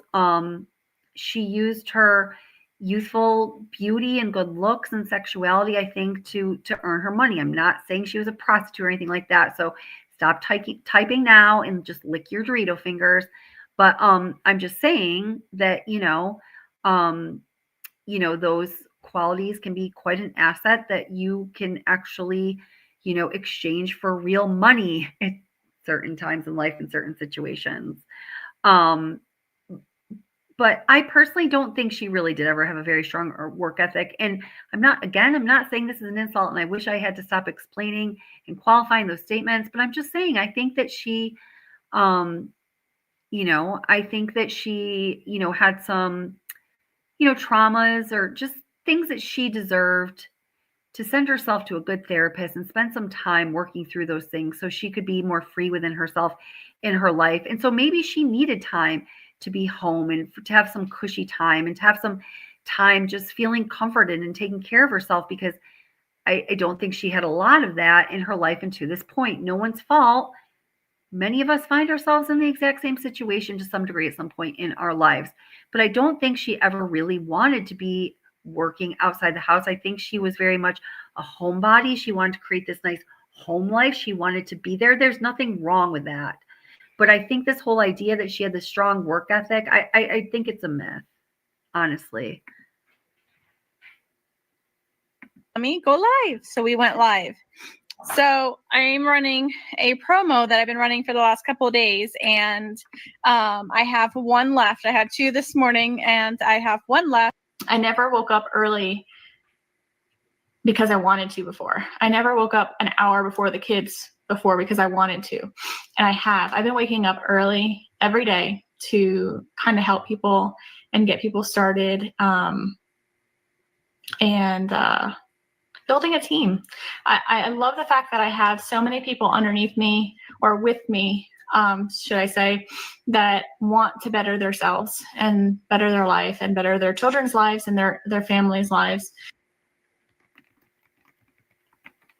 Hey, Suspicious. Hey, everybody. Hold on, I gotta put you face for a second. I decided to go live because, I don't have time to text anymore. It's so much easier to go live. And okay, so this is kind of interesting here. Pay attention carefully. And to share my thoughts and feelings with you guys right here on live video. Do you hear? Listen carefully. She's saying right here on live video. Now she's going to explain the noises in the background. I'm going to play that again. So you probably hear a lot of background noise. They're laying asphalt right now in the neighborhood behind us as they're building. Hi, Christina. 80 degrees in the house. It's very hot. But right. It also so let me go back. I mean, and this is just ironic. This is just a moment I caught her on camera in a certain situation here. November 16th, 2016. Now, when the big shift happens for her is on December, I think, 11th of 2016. It's when Cece goes to the hospital with an apparent pistachio allergy, and the whole things change in so many ways after that. And maybe we'll pick that up tomorrow night, or maybe it'll be tomorrow night's live. Maybe it'll be different. I'm not sure, but I am going to go live tomorrow night. Hey, everybody. Hold on, I gotta put you face for a second. I decided to go live because, I don't have time to text anymore. It's so much easier to go live and to share my thoughts and feelings with you guys right here on live. Do you hear that crying? Just as she's saying, to share my thoughts and feelings. it's so much easier to go live and to share my thoughts and feelings with you guys right here on live video. The irony of it, she's looking over the baby monitor and muting it. That's Cece's cry. There's no mistake about that. So now, you know, we're ignoring Cece's cry on the baby monitor so she can go on with the live, which is kind of defeating the purpose. Maybe, maybe not. Maybe it's not a big deal. I don't really know. What do you think? But you probably hear a lot of background noise. They're laying it's not my baby crying. Asphalt right now in the neighborhood behind us as they're building. Hi, Christina. 80 degrees in the house. It's very hot, but it also has to do with my self-clean onion oven. Hold on a second. And I also want to know what you think is going on in this video in general. She keeps saying self-cleaning onion, and something about the way she's speaking is not right. And I really am not implying anything. I just can't quite figure it out. There she goes, taking her pure that is putrid. Hey, Michelle. Hey, Amanda. I love pure. Now, as I love to clean, the self-clean oven is absolutely amazing. Who does not love it? Up until this point, the sales pitch she was trying to shape was thrive, you know, quality of life. I can sleep now. I feel better. And for her, it really was, I have energy to do all this stuff. Clean my house. I can clean till the fucking cows come home. This was about from August 2016 until December, when that wasn't working because she still had this huge Thrive debt that was not returning and things needed to change. I promise you. To push a button and let the oven clean itself. Like, it's my favorite thing in the whole wide world. Absolutely love, love, love a self-clean onion oven. I can't even speak. Promise I've had no wine. Hi, Amanda. Hi, Michelle. And I have an hour and a half left of my self-clean oven. Thank you, Amanda. Well, Chris said that we believe I wish there was a button. Shanann did well, but we also have the financial records. Shanann did not do well in the MLMs, and well, I don't believe Chris blogs usually, but he did say that, and I've really listened carefully to when he does say that to investigators, and I just think he was so fucking ignorant and not like a full participant in his life. And this is why Shanann in some ways was great for him. She wanted to control him and she wanted things to be the way she wanted them. And he not only allowed that, but he wanted that too. He wanted her to control him. It's not, it's not her fault if her partner, if she wants to have a relationship that has a certain balance of power and her partner is, fits that shoe, so be it. But then things all of a sudden changed, right? And we know part of the puzzle piece there, and who is largely at fault for his change of thought paradigm as far as his family and his wife was concerned. But that is a topic we've visited before and we will visit again, but not right now. Button that I can self-clean these windows and blinds too, because they're very dusty from all the building digging that they're doing outside. It'd be absolutely amazing. I mean, I know that's what you have cleaners for and everything, but I'd love to just push a button and just someone comes to clean all my windows because they're very dusty these days. I think we should invent that. I think we'd be millionaires if we can push a button and someone comes and cleans these windows without having to pay somebody all the time. That's my next project. I'm going to do that when Chris is home and he can take the kids away so I can just have at all the blinds. So I agree, Christina, except for I hang up everything because I hate folding clothes. So my kids' clothes are all hung up. My clothes are all hung up. This is something Shanann and I deeply have in common. I hate folding clothes, and so much goes on a hanger for that reason. I don't have drawers. Drawers are just for shorts and pajamas and, the necessities. Everything's literally hung up because I hate folding clothes, including the kids' clothes.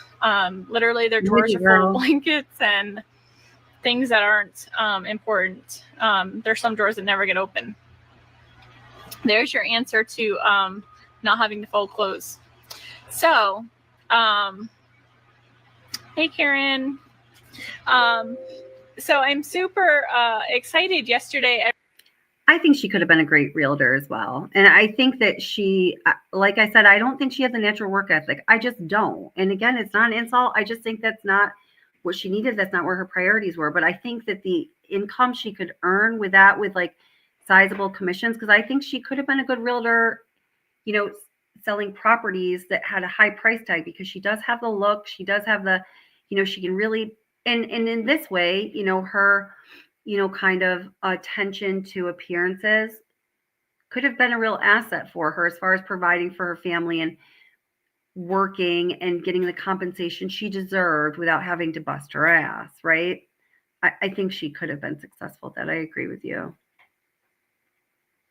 I ran a promo for my customers and everybody took advantage of the promo. And so I'm out of promos for customers. And somebody had asked me today if I had a promo for new. And who pays for the promo stuff? She does, out of her pocket, to try to recruit more people to go under her, because it's when you have people under you who are productive sellers who earn money for the company, when you actually have a shot at getting some of the money back and recuperated that you've invested based on somebody selling you this, you know, this too good to be true, you know, make money situation. And I just, you know, I struggle to believe that MLMs, with the way most of, I'm going to say, yeah, most of them are run with a low success rate and kind of the, you know, anti-business ethics things that are going on, that they are still legal, at least in the United States, with our system of, you know, I in any other industry, you know, there would be regulations put on the way business is conducted that would not allow for this to happen. I shouldn't say in any other industry. I haven't thought that through to completeness, but in most other industries that are coming to mind at the moment. New promoters. And I decided to put a promo together just for promoters. So share this video, especially if you're not a promoter already. Hi. I have a promotion just for new promoters. I do not have any more customer promos right now, but I do have new promoter promotions. So shoot me a message. I had 3 people take advantage of the customer promotion I had yesterday. So I am super excited for them to start their Thrive experience and clean while their kids are sleeping. Hi, Lisa. So they're still sleeping. So see, that was Cece earlier in the beginning. She was like, "Oh, it's so great." You know, Cece starts crying. She turns the monitor off and blames the noise on something else, right? But the whole point is to stay home so she can be with her kids. So we see how from the very beginning, this is setting itself up to be a farce. Fully sleeping. That's Bella. That's Bella. And then Cece's the animal. And then I think she's sleeping. She's not. Nope, she's standing in her bed.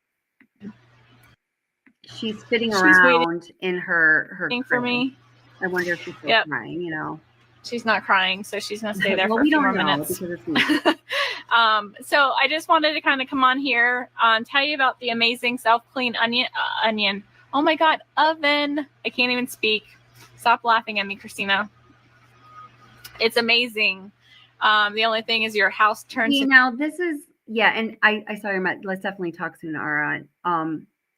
And so Ara says here, and I'm just again highlighting this because I have the same thoughts, and then I think further into it, and I question what I initially thought. Ara says she had some sort of work ethic because she kept this going for years. But here's the thought that I lean towards more than that. Yes, and maybe some of that is true, but what I really feel is the underlying truth is that she was involved in 12 different MLMs, some of them overlapping. Tried to focus on several of them intently, that for years, this cycle kept happening. She kept losing money to it. She kept failing at it, meaning she could not recuperate the money that was stolen from her by these predatory companies, so to speak, right? And so she put the next, bigger Band-Aid on the wound, on the problem, right?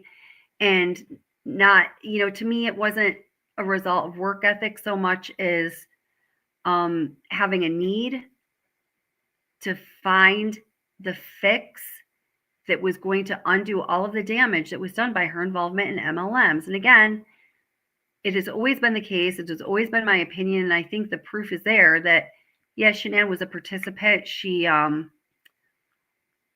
certainly, I think she could have made some different choices, like, getting her license to become a realtor, like some people have said here. I really, truly think she could have been successful at. Maybe she would have arrived at that decision if she was allowed to live out her God-given life in a short time from now. Who knows? Maybe that's where she was headed, and that's why we're seeing that in her. Maybe she was starting to see that same in herself. Maybe she was starting to see the same, strengths and, wonderful qualities in herself that we are seeing in her that make us say she would have been a great realtor, right? Very possible. But as it was, she was, choosing kind of because she was almost forced to keep being involved in these MLMs, and she just kept slapping one right on top of the other. And to me, it was more a play of desperation than on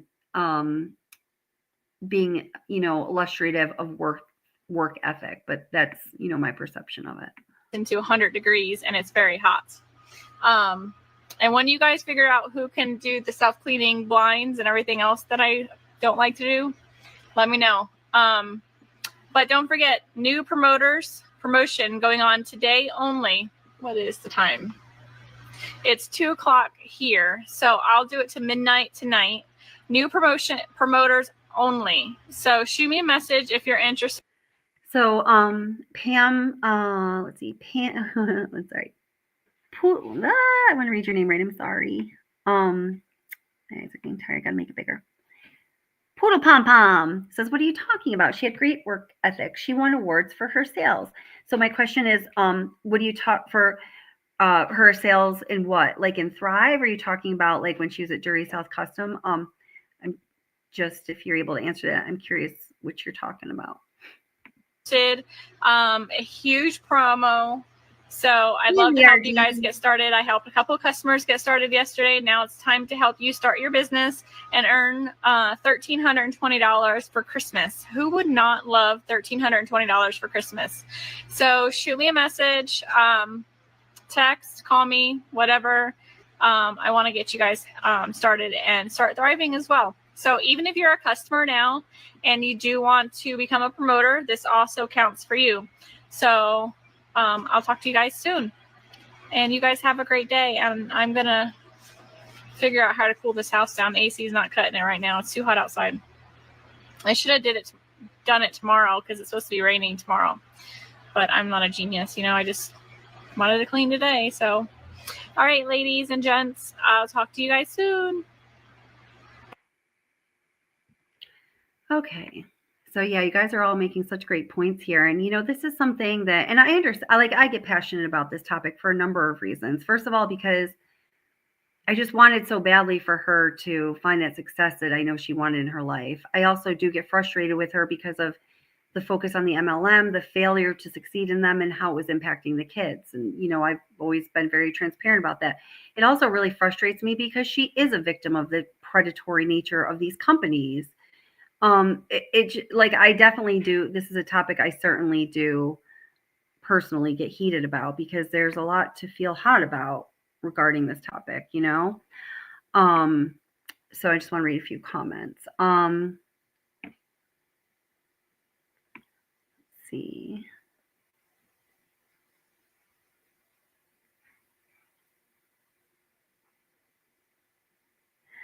This is such a great point, says Vicious, and so great to see you, my friend. She says, yes, she should have invested in herself as much as she thought she was investing into Thrive. And wouldn't that have been a beautiful thing? And maybe she was on her way there, but I know it's a damn shame she didn't, right? Yeah. She was confused, but life is confusing and life is hard. And, life is freaking hard, man. Good night, Julia Ann.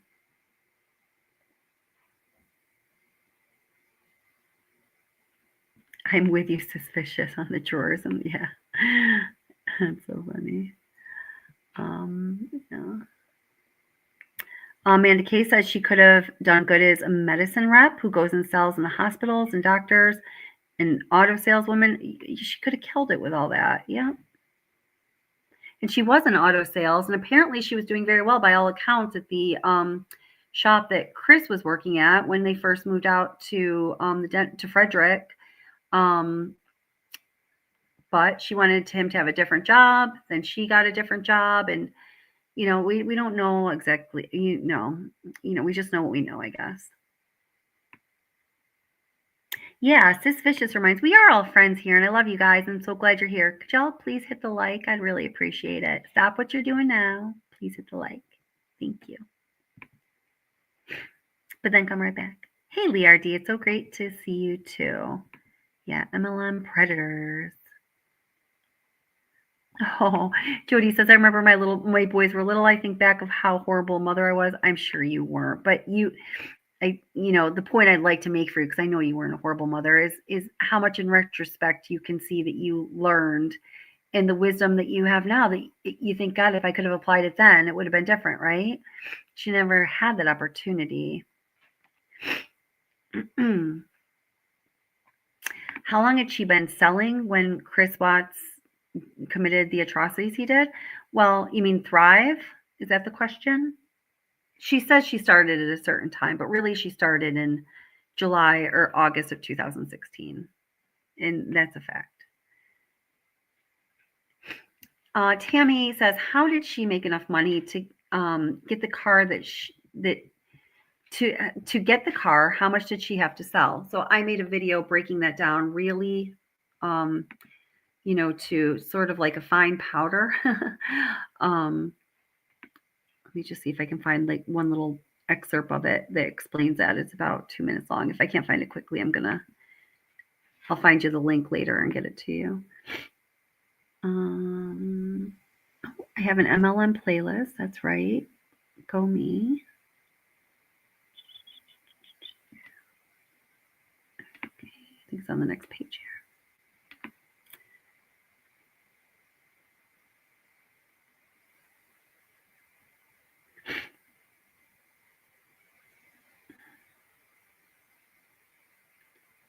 Please enjoy this intermission while I search briefly.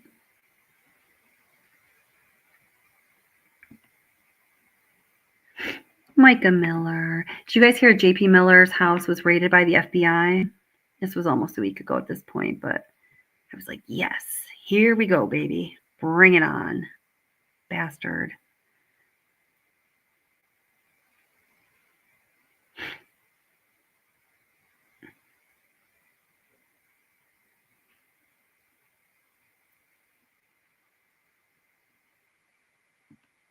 Okay, hold it. We're close. You guys ask the questions. I have to find the answers. I'm obsessed. You get it? Obsessed.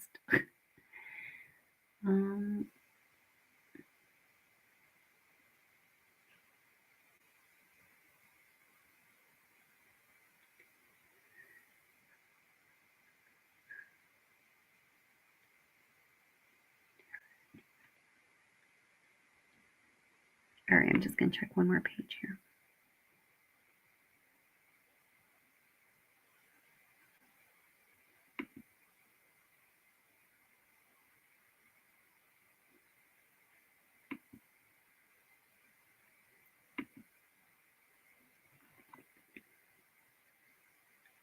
Very Nutgate MLM.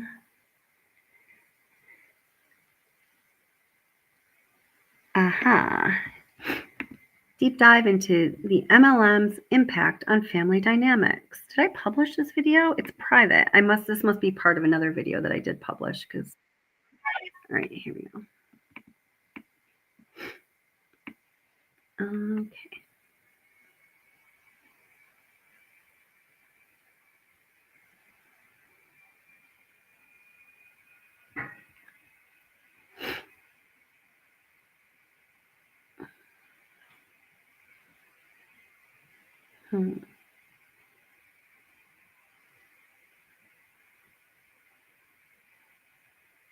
Well, I'm just going to bring this into the stream and see if I can find the spot I'm looking for. That's what I'm going to do.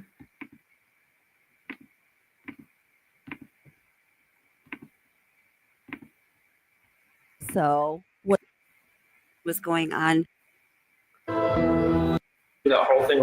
Oh, bought that license. That music was really expensive. Can't use it anymore. YouTube. Here, you want to call them? Oh, Need each other. To have great family that you love and care about and miss is one of life's greatest blessings. I know, but you'll talk to them on the phone later. They had to go home. We'll talk to them later. You want to call them? You want to call Mimi and Papa? Okay. Do you miss them? Papa's upstairs. Papa's not downstairs, baby. He had to go home. Say hi, Papa. Say hi, Mimi. Say I love you. Oh, you're so sad. Mimi. I know, baby. We'll go visit them next month, okay? You want to go visit them? Yeah. Okay. You miss them? Give them kisses. Yeah. Let's go downstairs, see Cece. You want to go see Cece? Yeah. Bella must have been so confused when that conversation was going on. What a way to wake up. You can tell she just woke up. You can see sunlight coming in through the windows. They're in Bella's bedroom, and we all know that the girls were only... Now, I'm going to be honest. This commentary right here that I'm talking about is something that, you know, that I do look at in a very critical eye when I observe the dynamics of the relationships in this family. Ever in their bedrooms when it was sleep time. They were planning on going downstairs to see Cece, and Bella's asking for mommy and Poppy and her grandma and grandpa, the Watts grandparents.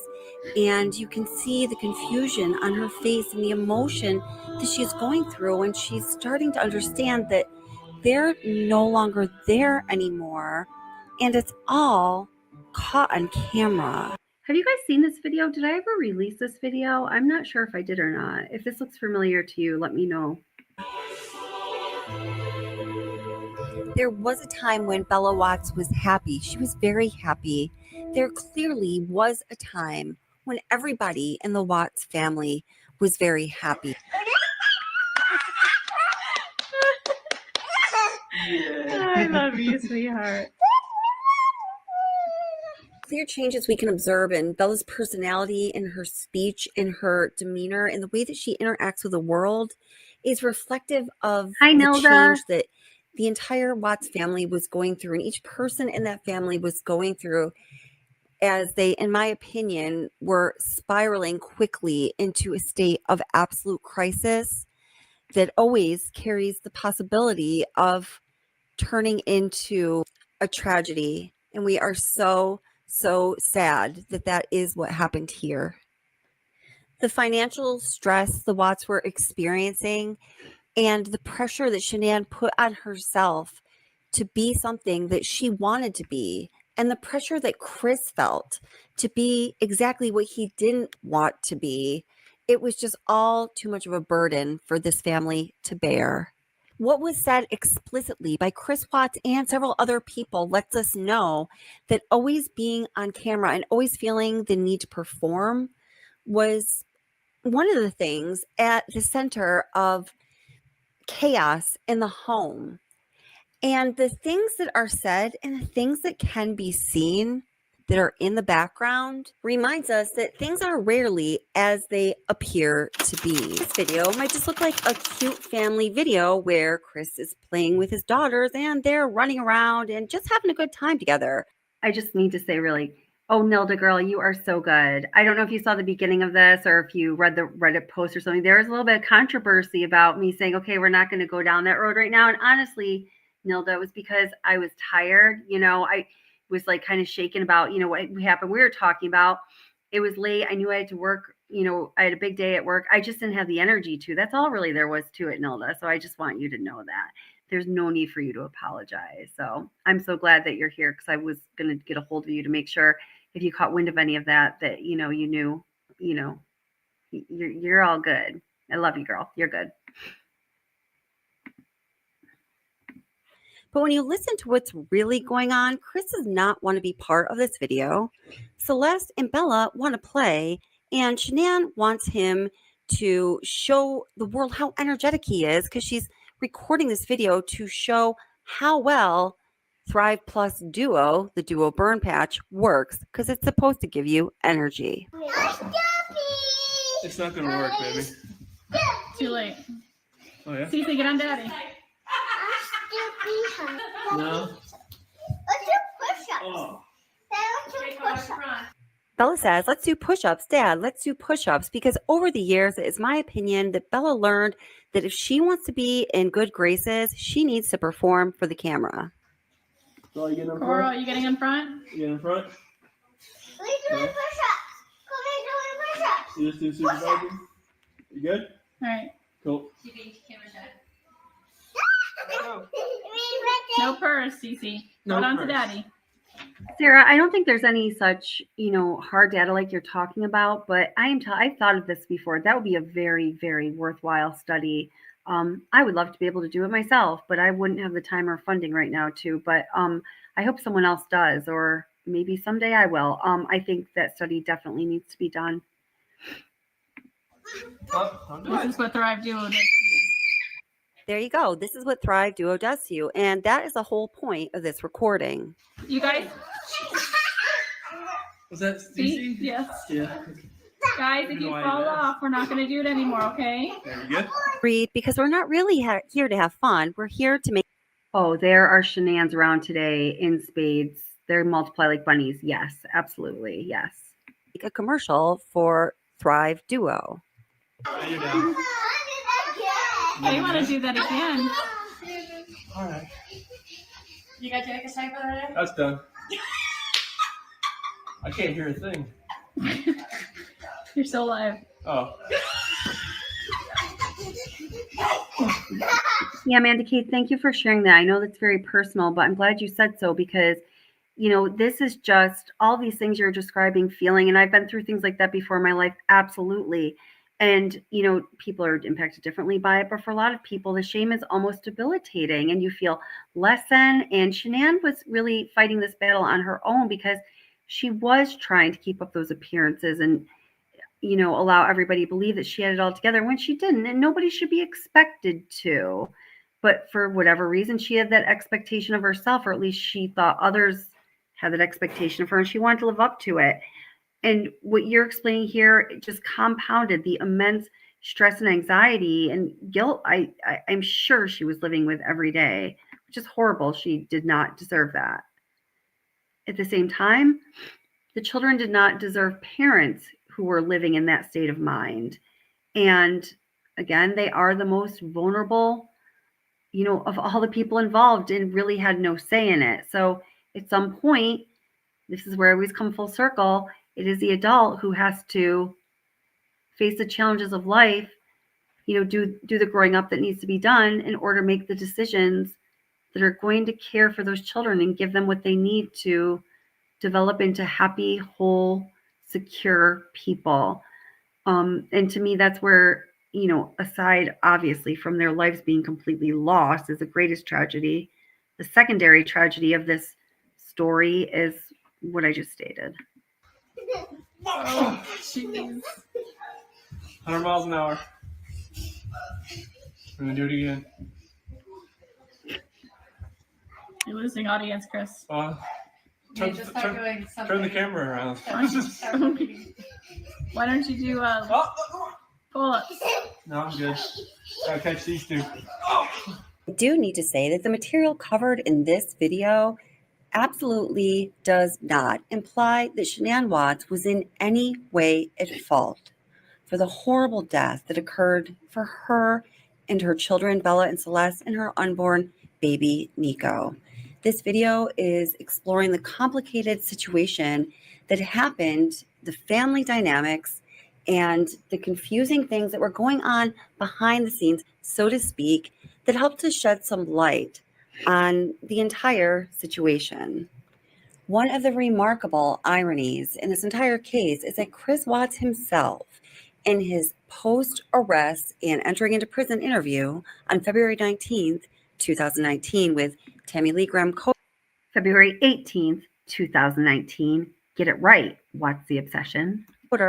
And Dave Baumhover tells the interviewers that the reason that he became so angry with Shanann was because of what happened in the event called Nutgate and what it ultimately did as far as separating himself and his family. And this is something that had happened before in their marriage. By whose fault? Nobody knows but the people who were involved. But as you know, if you've been following this case, Chris Watts' parents and his sister did not come to his wedding.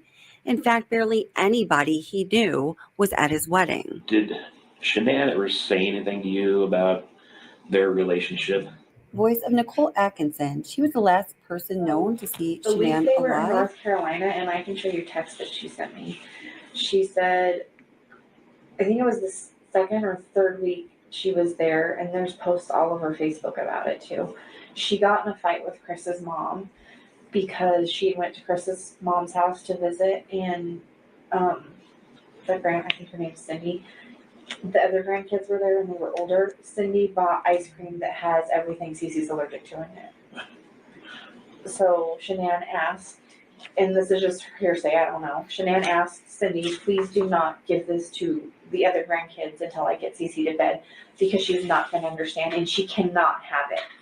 And she took it and put it back in the fridge, and then I guess Cece went and got it. So, they argued or whatever. Shanann went back to her parents' house the next day, and for as far as I know, she did not go back and see his parents. But they celebrated Cece's birthday while they were down there because she turned 3 in July, and the parents did not come to Cece's birthday party. Happy birthday to you. Happy birthday, dear Cece. Happy birthday to you. Okay, I'm not up for going to the Nutgate angle of this. I actually found the video that's about the cost of the car through Thrive. So I'm going to pull that in. It's just way too late. We're too far into it, and there's too much to be said. And the part that I have to say or present needs to be done right because it cannot be misunderstood.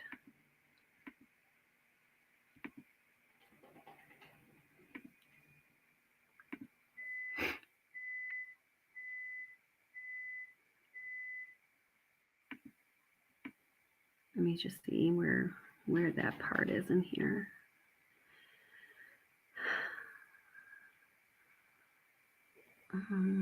Well, I'm just going to start playing it because I don't remember everything by heart.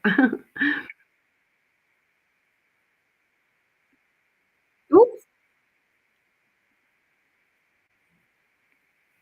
Oops. Ah! Hold on. I'm sharing the wrong thing. Hold on.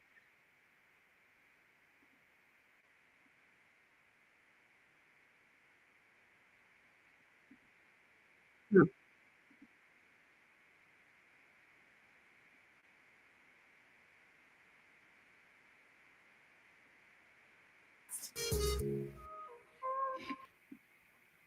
Okay. You're going to have the skeptics. You're going to have the naysayers. Let's get this going. Let's get this show on the road and have a blast. I just want to look hot for you. Right? So I came out of my shell after with this product, and I blossomed. I became who I should be. Black Label got me dancing in the kitchen while I'm cooking dinner. Dancing in the kitchen. That my husband came downstairs at 5:30 in the morning and was like, "What are you doing?" And I was like, "I must be thriving."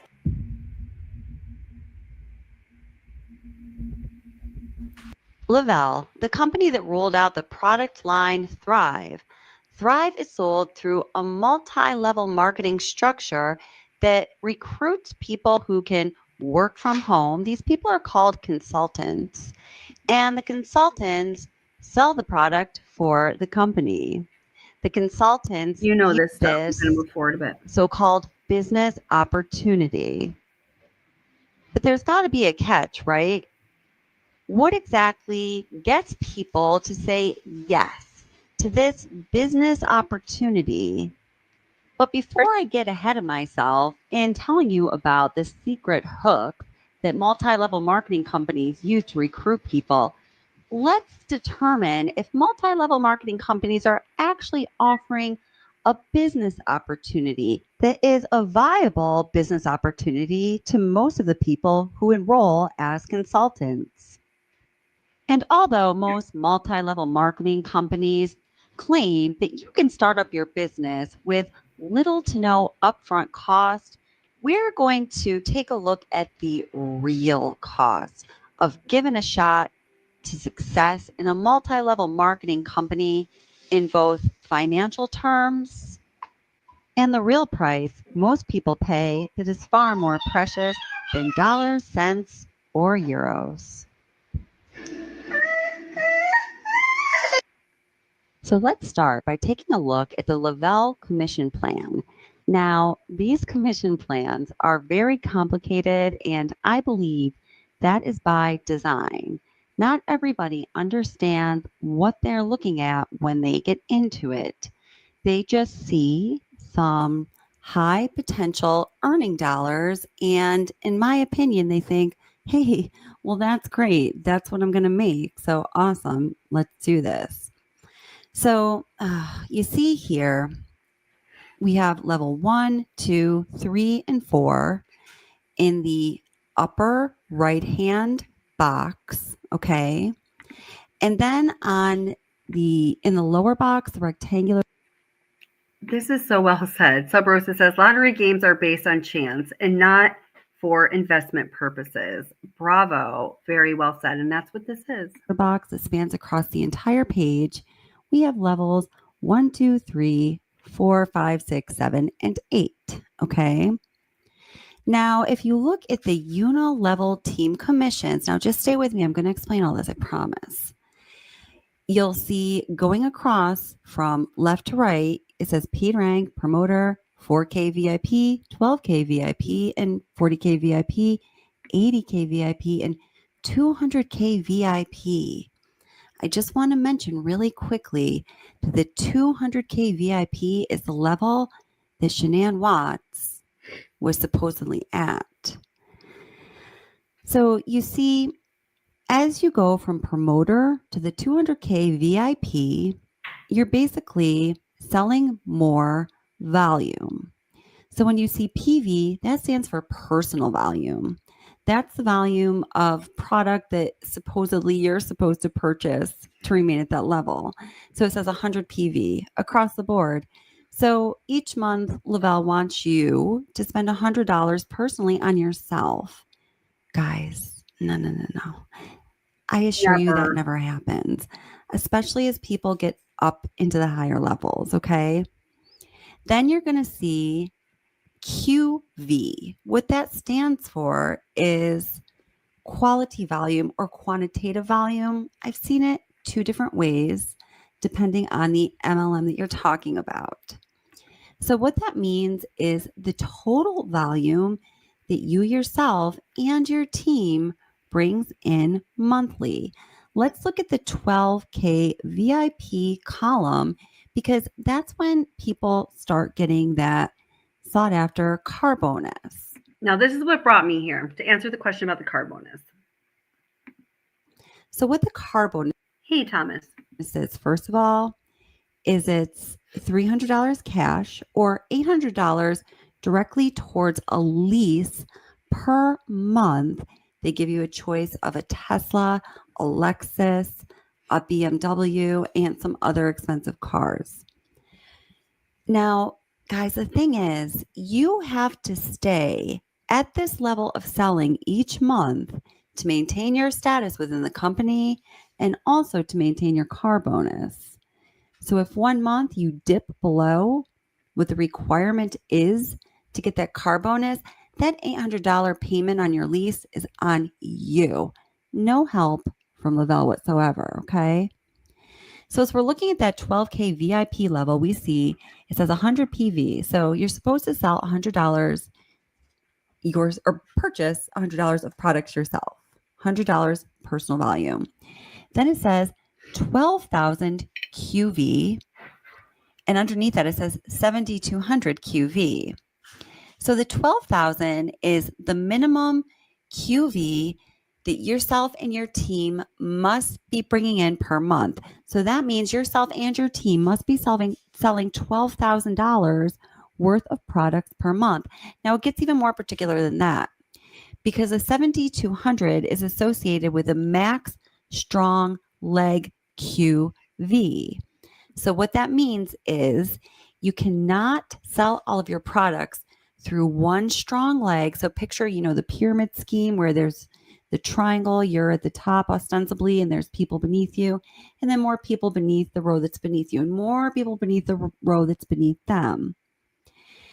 So if you have a strong leg, some high sellers or just some consultants that are purchasing a lot because they want to maintain their status, the maximum that you can get out of one leg, your strong leg, is $7,200. So that means you still have to come up with $4,800 from your not so. Yes. Wise old bird says, so you could hit it once and never get it again and end up paying for the car yourself. Abso-fucking-lutely. And there are statistics on the people that have to do that. These are not the statistics that MLMs are required to publicly disclose. They are held very tightly and they are horrifying. They make the direct connection between MLMs being predatory and the financial ruins. Many people who give a well-intended shot at this business opportunity. I think if that kind of information was if companies were mandated to disclose it legally like they are with their success rates of their consultants and then just consumers of their product, I think that is what might force at least the United States to create legislation banning this type of predatory business practice to exist in the way that it does in our country. And I think that would be a huge, huge win that would possibly save lives and certainly save the quality of life of countless lives and families. I mean, it really is important. A strong leg in this pyramid scheme structured business. Now, let me tell you guys what happens a lot of the time, and not all the time. There are some people who are successful in MLMs. There are some people who, on a monthly basis, make this volume honestly and reach these levels. Reaching these levels of achievement month after month and month over month is very difficult. As you're going to see in some statistics I'm going to show you in a moment, it's nearly impossible. So what happens is, and I believe this is what happened with Shanann Watts, is that people will purchase an insane amount. By the way, that's me there. That's me there being stupid, trying to sell my MLMs. Like, look at what a fool I am. So again, this is to make the point that I'm not putting myself above Shanann. I done it too. And I believe this is what happened with Shanann Watts, is that people will purchase an insane amount of product so they can maintain that level. Now, there are some limits as to how much you yourself can purchase of that $12,000 QV that's needed to maintain that 12K VIP status. But theoretically, a consultant could buy most of that or a good part of that $12,000 worth of product themselves to stay at that level. And when they do, I think what they do is they justify it by saying, well, I'm going to have all this product on hand to share with people to, do my local parties in case some of my downline or the people that I've signed up underneath me need some product that they can share so they can grow their business, then I'll have that on hand And it's going to be good for the growth of my business to have all of this product on hand. So I'm going to go ahead and buy it. But what happens is when you need to do that month after month, you simply can't afford it. And the money that you're bringing in through the MLM, and perhaps the MLM and another full-time or part-time job, is not even going to be covering what you owe and the amount of product you've purchased. Isn't that crazy? Now let's take a look at the 200,000K VIP level. It is said that Shanann Watts was holding solid at the 80K VIP level, and she was headed quickly toward 200,000 VIP level. Ready? Hey guys, so we're super excited. It's me and Bella. We're here to announce our second winner for the $300 cash prize that we had. We had to hit $2,000 in volume, and not only did we hit the $2,000 in volume, but we smashed it and we hit 40K as a team. Now I just want to say that that was her second video promoting Thrive. That was that video from August 31st. I played earlier on 2016. I don't even believe I think what she said there was just a straight up lie, or this is what you have to do to get by in MLM. So this is what I'm saying. Now, this is such a great question. Wise Old Owl says, are MLM subscription based on a want or as you need basis? Okay. MLMs, all of them across the board. This is part of the pyramid scheme structure that works for the companies that they keep doing it and preying on these people, is that you are vastly rewarded for, they call it the monthly auto ship. Every goddamn MLM has a monthly auto ship. It is the foundation of their business model, because what that means, and like when I was in Beauty Counter, the one that I, rose really quickly at and made money in because I planned it and then I had to stop doing it. When you get to a certain level of prestigiousness, so to speak, people will openly talk about this. So the monthly auto ship is like, they don't care if, the people that are buying from them need it or what. You push everybody to sign up for the monthly auto ship, because that means that you are guaranteed those dollars and those points that turn into your level, that turn into whether you're going to be paying, $800 a month for a car that you thought you were getting for free or not. Now you can purchase things on an a la carte basis, but they cost significantly more. There's no way the products are anywhere near worth what you would pay. So they incentivize through, illusion and smoke and mirrors, this idea of the monthly auto ship, because that is what keeps pyramid schemes afloat. Super question.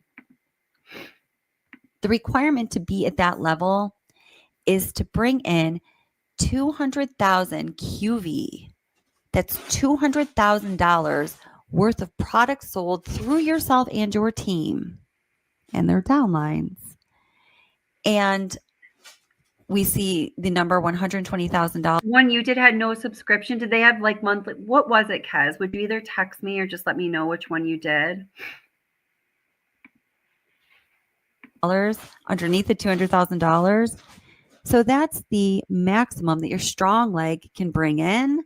So even your weaker sales legs still need to be bringing in 80,000. Okay, so I'm hearing from other people. Some of them are just as a needed basis. So I guess then what I can say is the MLMs I was involved with for sure, and also the ones that I looked into in researching all of this, all of them wanted consultants to really try to sell the auto ship. But in a way, it's the same as some other businesses, gym memberships. They don't want you to just pay to go to the gym when you're going to go there. They want everybody to be on a year, not a monthly, but a yearly membership, because statistics show like a good portion of those people are only going to go to the gym a few times a year, but still they're getting that money for the year round. So this, in a way, is a common business strategy to keep a flow of revenue coming into the business. But in MLMs, the way that they just kind of the way they're dishonest and screw people over is a whole different category, in my opinion, and in the opinion of others as well, certainly. $1,000 worth of sold product of that $200,000 QV or $200,000 of product for a person to maintain that 200K VIP level. And we ask, where did the $10,000 go to that Shanann had Chris take out of his 401k? I'll throw that question All right, right ready? back at you. Hit it, Gunner. Hit it, Bella. Hard. Hit it hard. Bend down and hit it. Come on. Oh! Nice. Nice. Do it again. Do it again.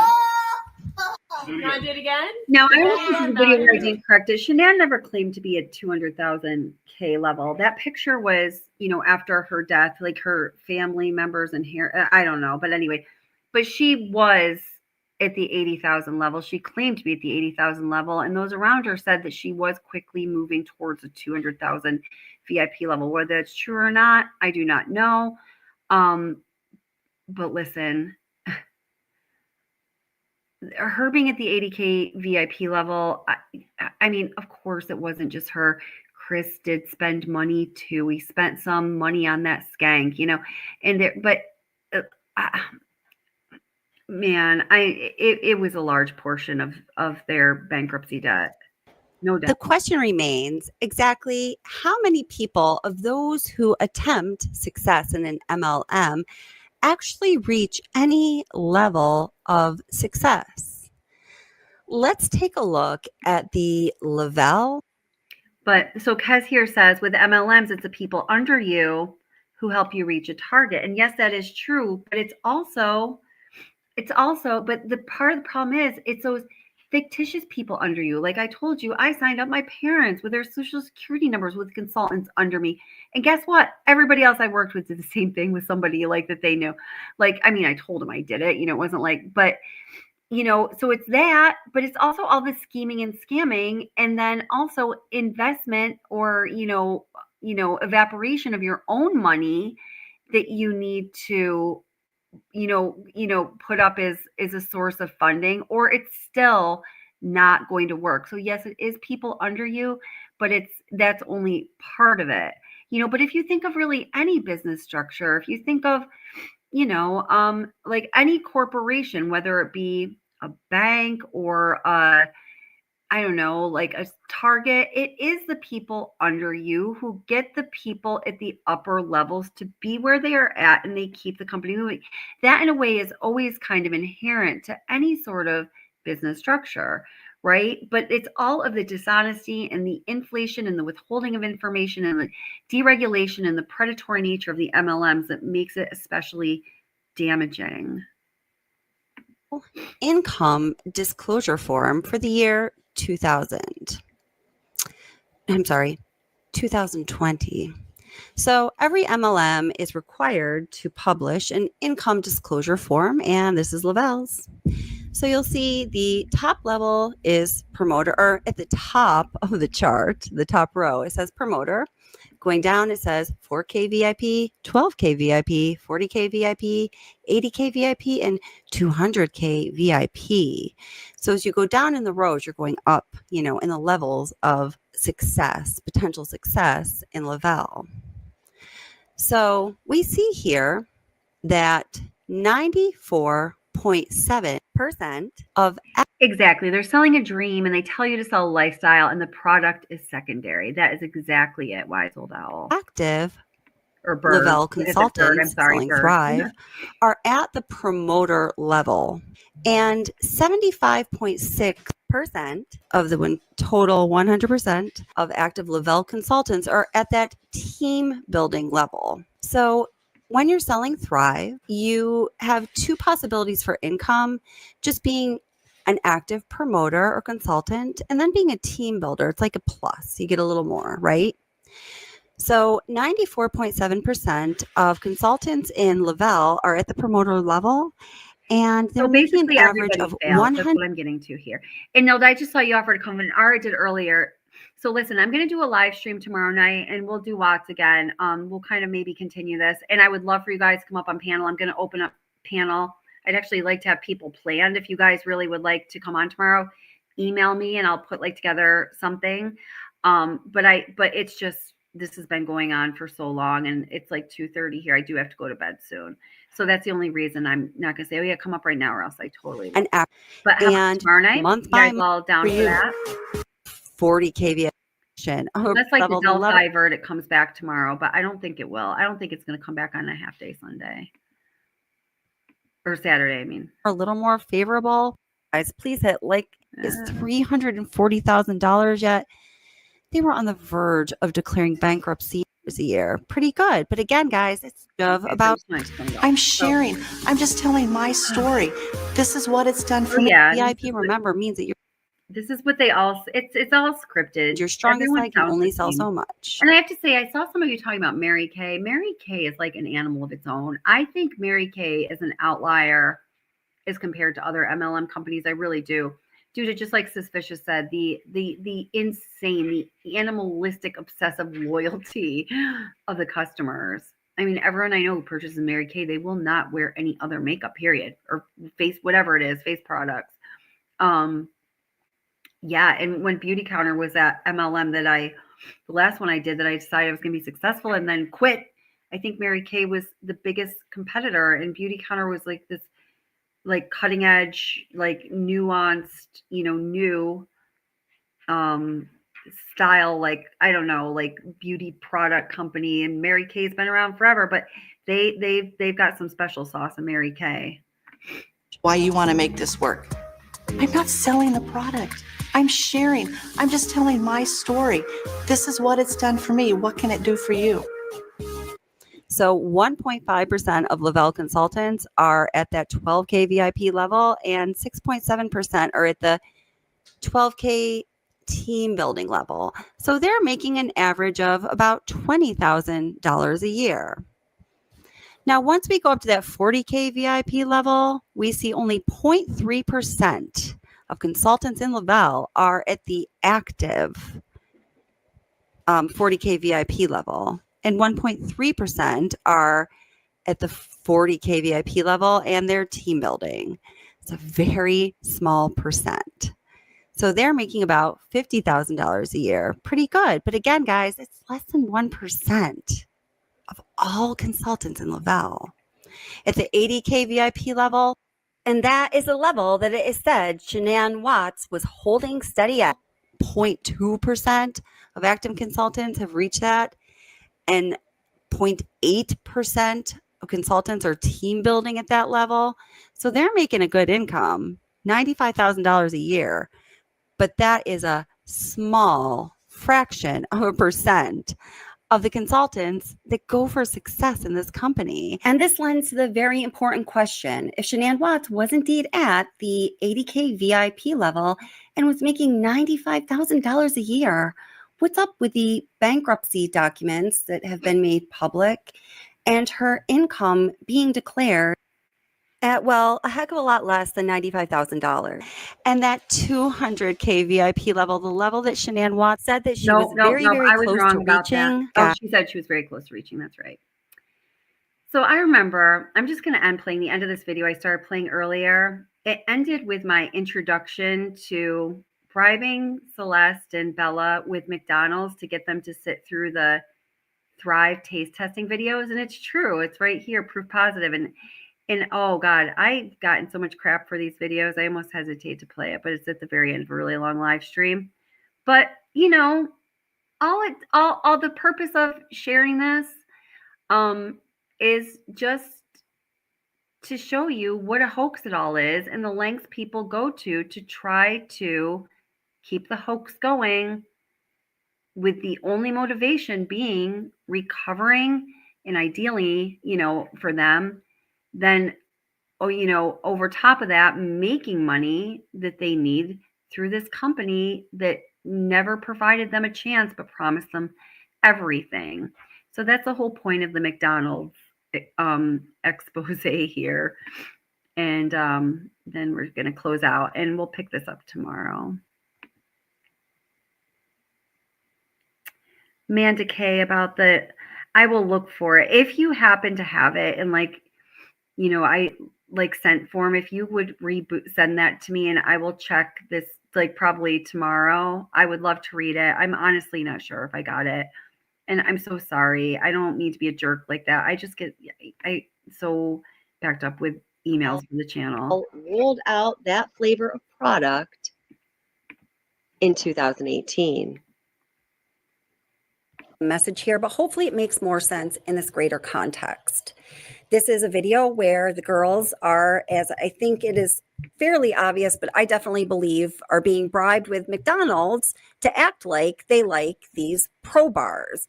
And the point, guys, is to go to show the lengths that people feel manipulated and coerced into going to try to sell these products to their family, friends, neighbors, acquaintances, and colleagues on social media, because the MLM structure of a company is one that sets over 99.8% of its participants up for failure, as I've highlighted in other videos. Now, I do also feel the need to say, based on some feedback that I received and have taken into account, that I am not intending by any means to mock the children's voice in this video. I was trying to repeat their voice in the way that it sounded, so it would be easier for you to hear in the background, because this video was all about listening to and watching what is going on in the background as pretext. See, so it is, I'm home with a family, and they're excited to try the new Probars, and they came in, I think, yesterday. So we have cookies and cream, and we have lemon meringue. Who wants Probars? Me. I do.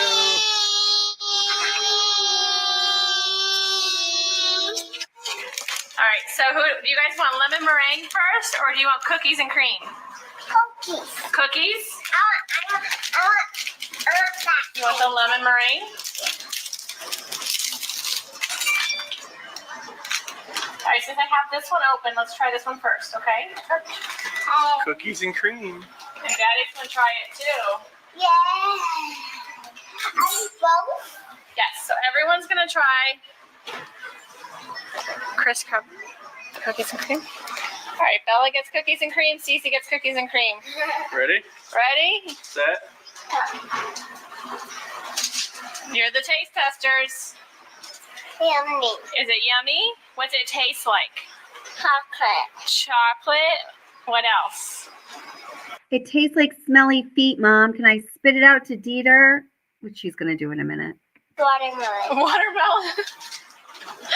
What's it taste like, Cece? Chocolate. Chocolate? Uh-huh. Is it delicious? Daddy? Oreo wrapped with vanilla. It's nice. Oreo wrapped in. Celeste has learned the ways of the Watts MLM video, and she tells Chris to turn around. Face that camera. Vanilla. Oreo wrapped in. Look, she can run so quick. She's like, turn around. She turns his head right to that camera. She's like, Dad, you are doing this wrong. Is it yummy, Cece? Is that good, Bella? I think they like cookies and cream. Okay, so let's try the lemon meringue. Hey, everybody. So, a little crazy over here. Cece loves the cookies and cream. You like it?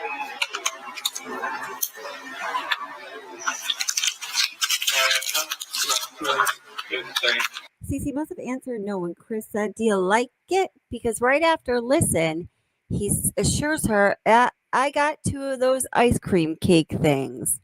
It's the first nod to McDonald's. You like it?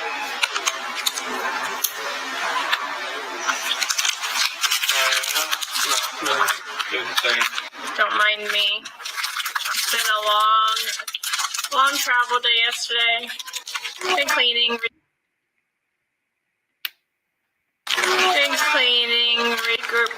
regrouping today. Hey, Jen. Okay, so Chris, this is the lemon meringue. No, that's Daddy's. Here's yours. Wait, don't take. Wait. Here, Bella. Okay, this one's lemon meringue. It's like the pie, but better because I don't like the pie. Ready, set, go. Ready? Hey, Jessica. Oh, good. How's that taste, Cece? Good. Good? Yeah? Do you like that one better? Mm-hmm. Me too. I like it. What's it taste like? I like lemon meringue pie. Straight out the box. Here is one of the many examples when Bella or Celeste ask a question and they respond, and no adult actually acknowledges them. Cece says, Pop-Tart. Pop-Tarts, Pop-Tarts, she says in the room. I see the thermometer discussion in chat. I probably won't make a video about this again, but I have covered this and I did all the research on this. I taught, oh my gosh. The thing was, Shanann believed that Bella had Nilda, you know about this, right? Familial Mediterranean fever. And the current doctor was saying no, and she was taking the rectal temperature for a long time daily, 3 times a day for Bella, and then we did start to see those pictures of her, taking her baby doll's rectal temperatures, taking her own rectal temperature. And, while this to me looked alarming, it was obvious Shanann didn't think there was anything wrong with this because she made a Facebook post about it saying, oh my gosh, look at this. I walked in the room. Bella has her Doc McStuffins thermometer all, bent over, in her bum area. And she's like, look, mommy, taking temperature, and so, I mean, to me, that shows that she didn't think there was anything wrong with that. I think there's something wrong with it, maybe a matter of opinion, but there are official professional opinions on that. And I'm not going to go any further into now, but I do have content on it. And Chris just talks over her, and Shanann doesn't acknowledge her. Like lemon meringue pie. Straight out the box. Straight out the box. Bella, what's it taste like? I don't like it. You don't like that one? Bella doesn't like that one. That's okay. You like the birthday cake, right? And the cookies and cream? Mm-hmm. Yep. Dieter, do you want some? Now, if you listen carefully here, you hear Bella say, I don't want to have to chew it. Sabrosa, you're freaking killing me. Stop it. And then she's bending over towards the dog, and then Shanann says, oh, Dieter wants some? I feel pretty damn sure that Bella was trying to spit that out so Dieter would eat it. Mm-hmm. Yeah. Dieter, do you want some? Yeah, Dieter wants some. All right, so she's going, I don't want to have to chew it. Poor Bella. Oh, which one's your favorite out of all the Probars? Yowzers, look at that look that Chris Watts is giving Shanann. Like, none of them. We hate all of them. McDonald's, please. All the Probars. Annoyance, disgust, and contempt. Hey, Wendy. I would say lemon It's meringue. Cece's turn. As we'll learn in a few moments, Cece really does not like the lemon meringue at all. Mm-hmm. What's your favorite, Cece? Birthday. Birthday? Mommy's favorite. What's your favorite? The cookies and cream? Wow. We have to keep 3 on stock.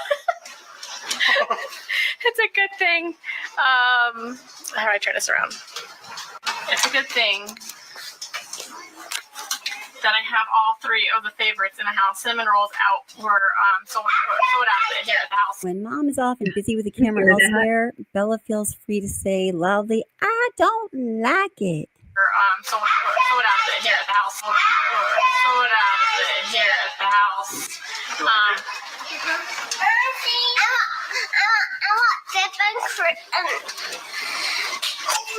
You want dip and ranch? You want ranch dip and chips? Creamy ranch sauce. You can't go wrong with our creamy ranch sauce, zesty and dip-ready ranch sauce from McDonald's. Our ranch sauce recipe fuses the flavors of onion and garlic to create a perfectly creamy dipping sauce. Try our ranch dip with your favorite McDonald's menu items like chicken McNuggets or world famous fries. Jess, I have them all. I just ate all of the cinnamon rolls. Cece actually really likes the cinnamon rolls too. Look at Bella. Cookies and cream. You got Cookie Monster.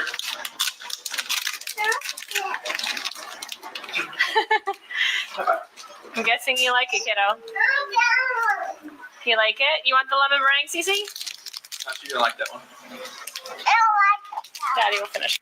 And really, though, who could blame the side eye here? I mean, these guys are just, this is just ridiculous.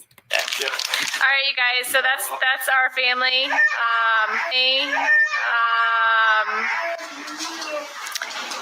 Making sure I didn't miss anything. Hey, everybody. So we're a mixed family. Apparently, birthday cake is a winner for me and Cece. Bella loves the cookies and cream, and Chris is lemon meringue, surprisingly, because he's a cookies and cream guy. Yeah. The irony of the next minute or two is just outstanding. And to me, it is a statement about the pressure of MLMs and the way that they make you present your life in a certain way. They encourage you to sell a certain lifestyle, and it's all just very fake. So as mom touts the health benefits of these Probars, saying there's only 2 grams of sugar, they're a healthy snack. And great thing is Cece can eat them because she has this tree nut allergy and she can't have any preservatives. You hear Cece in the background screaming, "I want McDonald's," as you hear Bella asking for dip and ranch. And you can hear that kind of, McDonald's light paper crunching around. It's amazing what you can hear when you have good headphones on. So, super excited. I love it that it's a healthy snack and Cece can eat it because she has a tree nut allergy. And none of our products are made in a facility that handles nuts at all. So Cece can have them. There's 0 nuts in them. And it's the only go-to bar. We can't do processed bars. We can't do anything like stiff bars. We can't do anything like that because Cece can't have any of it because it's all processed in a plant where there's tree nuts or nuts. So it's really nice that she can have it. It's a quick snack for mommy. It's always in my bag, and I can just give it to her. And I heard you, baby. I heard you. She wants ranch and dip. She's my child. Thanks, Kat. So it's really nice. It's convenient for me as a mom that I can just carry them in my purse and always have something for her. So super excited. The Probars are amazing. They're a great snack, low carbs, low sugar, 2 grams of sugar in all of them, I think. But yeah, 2 grams of sugar and 20 grams of protein. So they're really good for you. So you guys have a great night. Love you. And we're going to be, Cece and I are fighting over birthday cake. So, all right. Say bye. Bye. See ya. All right. Bye, guys. There's so much more. This is just one piece, one You want small yucky? piece Yeah. of the tragic and ironic puzzle. There's just so much to cover on this topic. Please hit like and subscribe. Thank you guys so much for watching. Rest in peace, sweet angels. Shanann, Bella, Celeste, and baby Nico. That's a new exercise.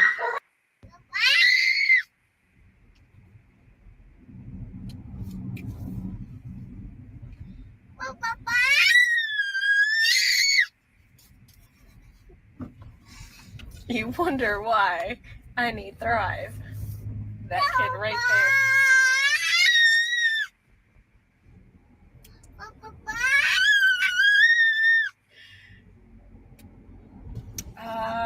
7:15 in the morning. Cece. Thrive is a must.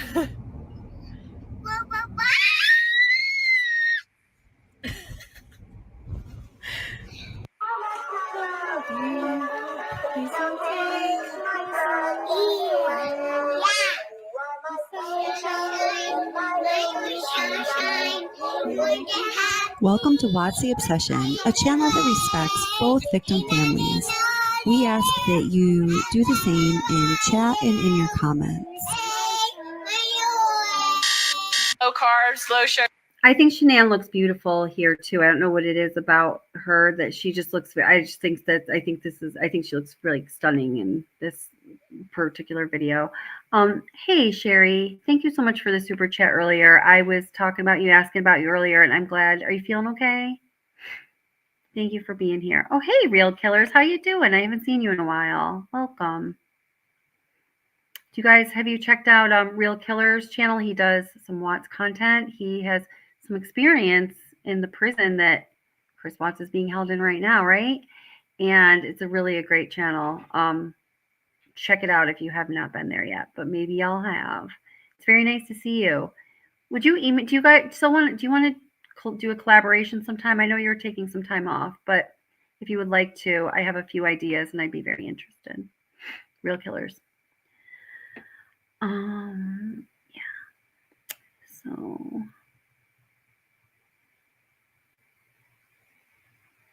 Oh, I know. And that's the hard part about it. You have to use your friends, everybody to try to sell to. It's such a bad position for somebody to be in. That's why the companies are so super predatory. I mean, yeah, the sell never stops. That's right.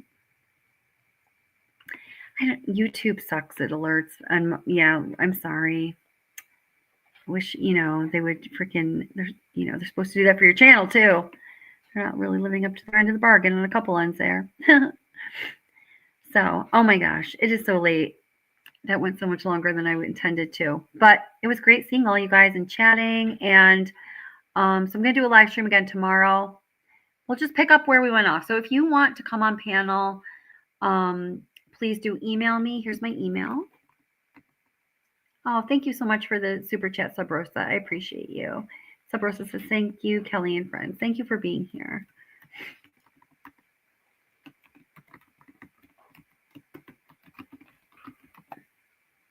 Yeah, if you definitely want to come up on panel, and you're welcome to if you don't email me tomorrow. I'm going to definitely do open panel. Yeah, I know, because I'm going to be tired. But if you definitely want to come on panel, let me know. If there's something specific you want to talk about, let me know. If you feel like it's going to be really controversy, please give me a heads up so I can decide, so we can just talk about it, right? Yeah, absolutely. Lee, it's so great to see you, Lee. How have you been doing? Yeah, Sherry, I'm glad you woke up and popped in. Are you going back to bed now?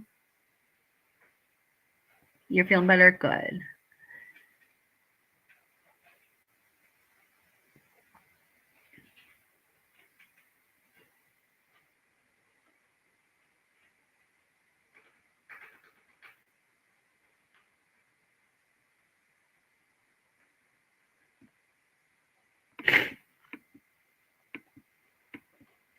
Was Real Killers in here earlier and I just didn't see him? I just saw him when he said night. Oh, interesting.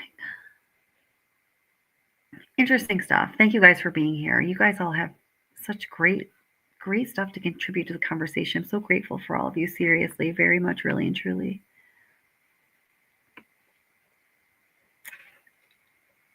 I can't either. I can't believe I'm still alive either. Hi, Crystal. How are you doing?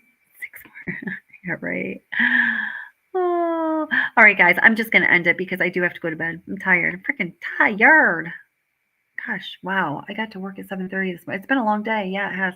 So thank you guys so much for being here. Moderators, you are amazing. Thank you so much. And well, to all of you and Kez and Jody. And thank you, subscribers, members, people just stopping by. Please do click like on your way out. Consider subscribing. If you want to support the channel, you can become a member. If you just want to be here for the conversation, that is all I would ever ask of you. So thank you all for being part of the channel. Awesome. Yeah, definitely do so. I hope you're doing well. Thanks for stopping in. Cool. All right, guys, I'm going to peace out because it's so hard to say goodbye to you. But remember, life is hard, so please do be nice to one another and especially be nice to yourself because you deserve it. I'll see you hopefully tomorrow night.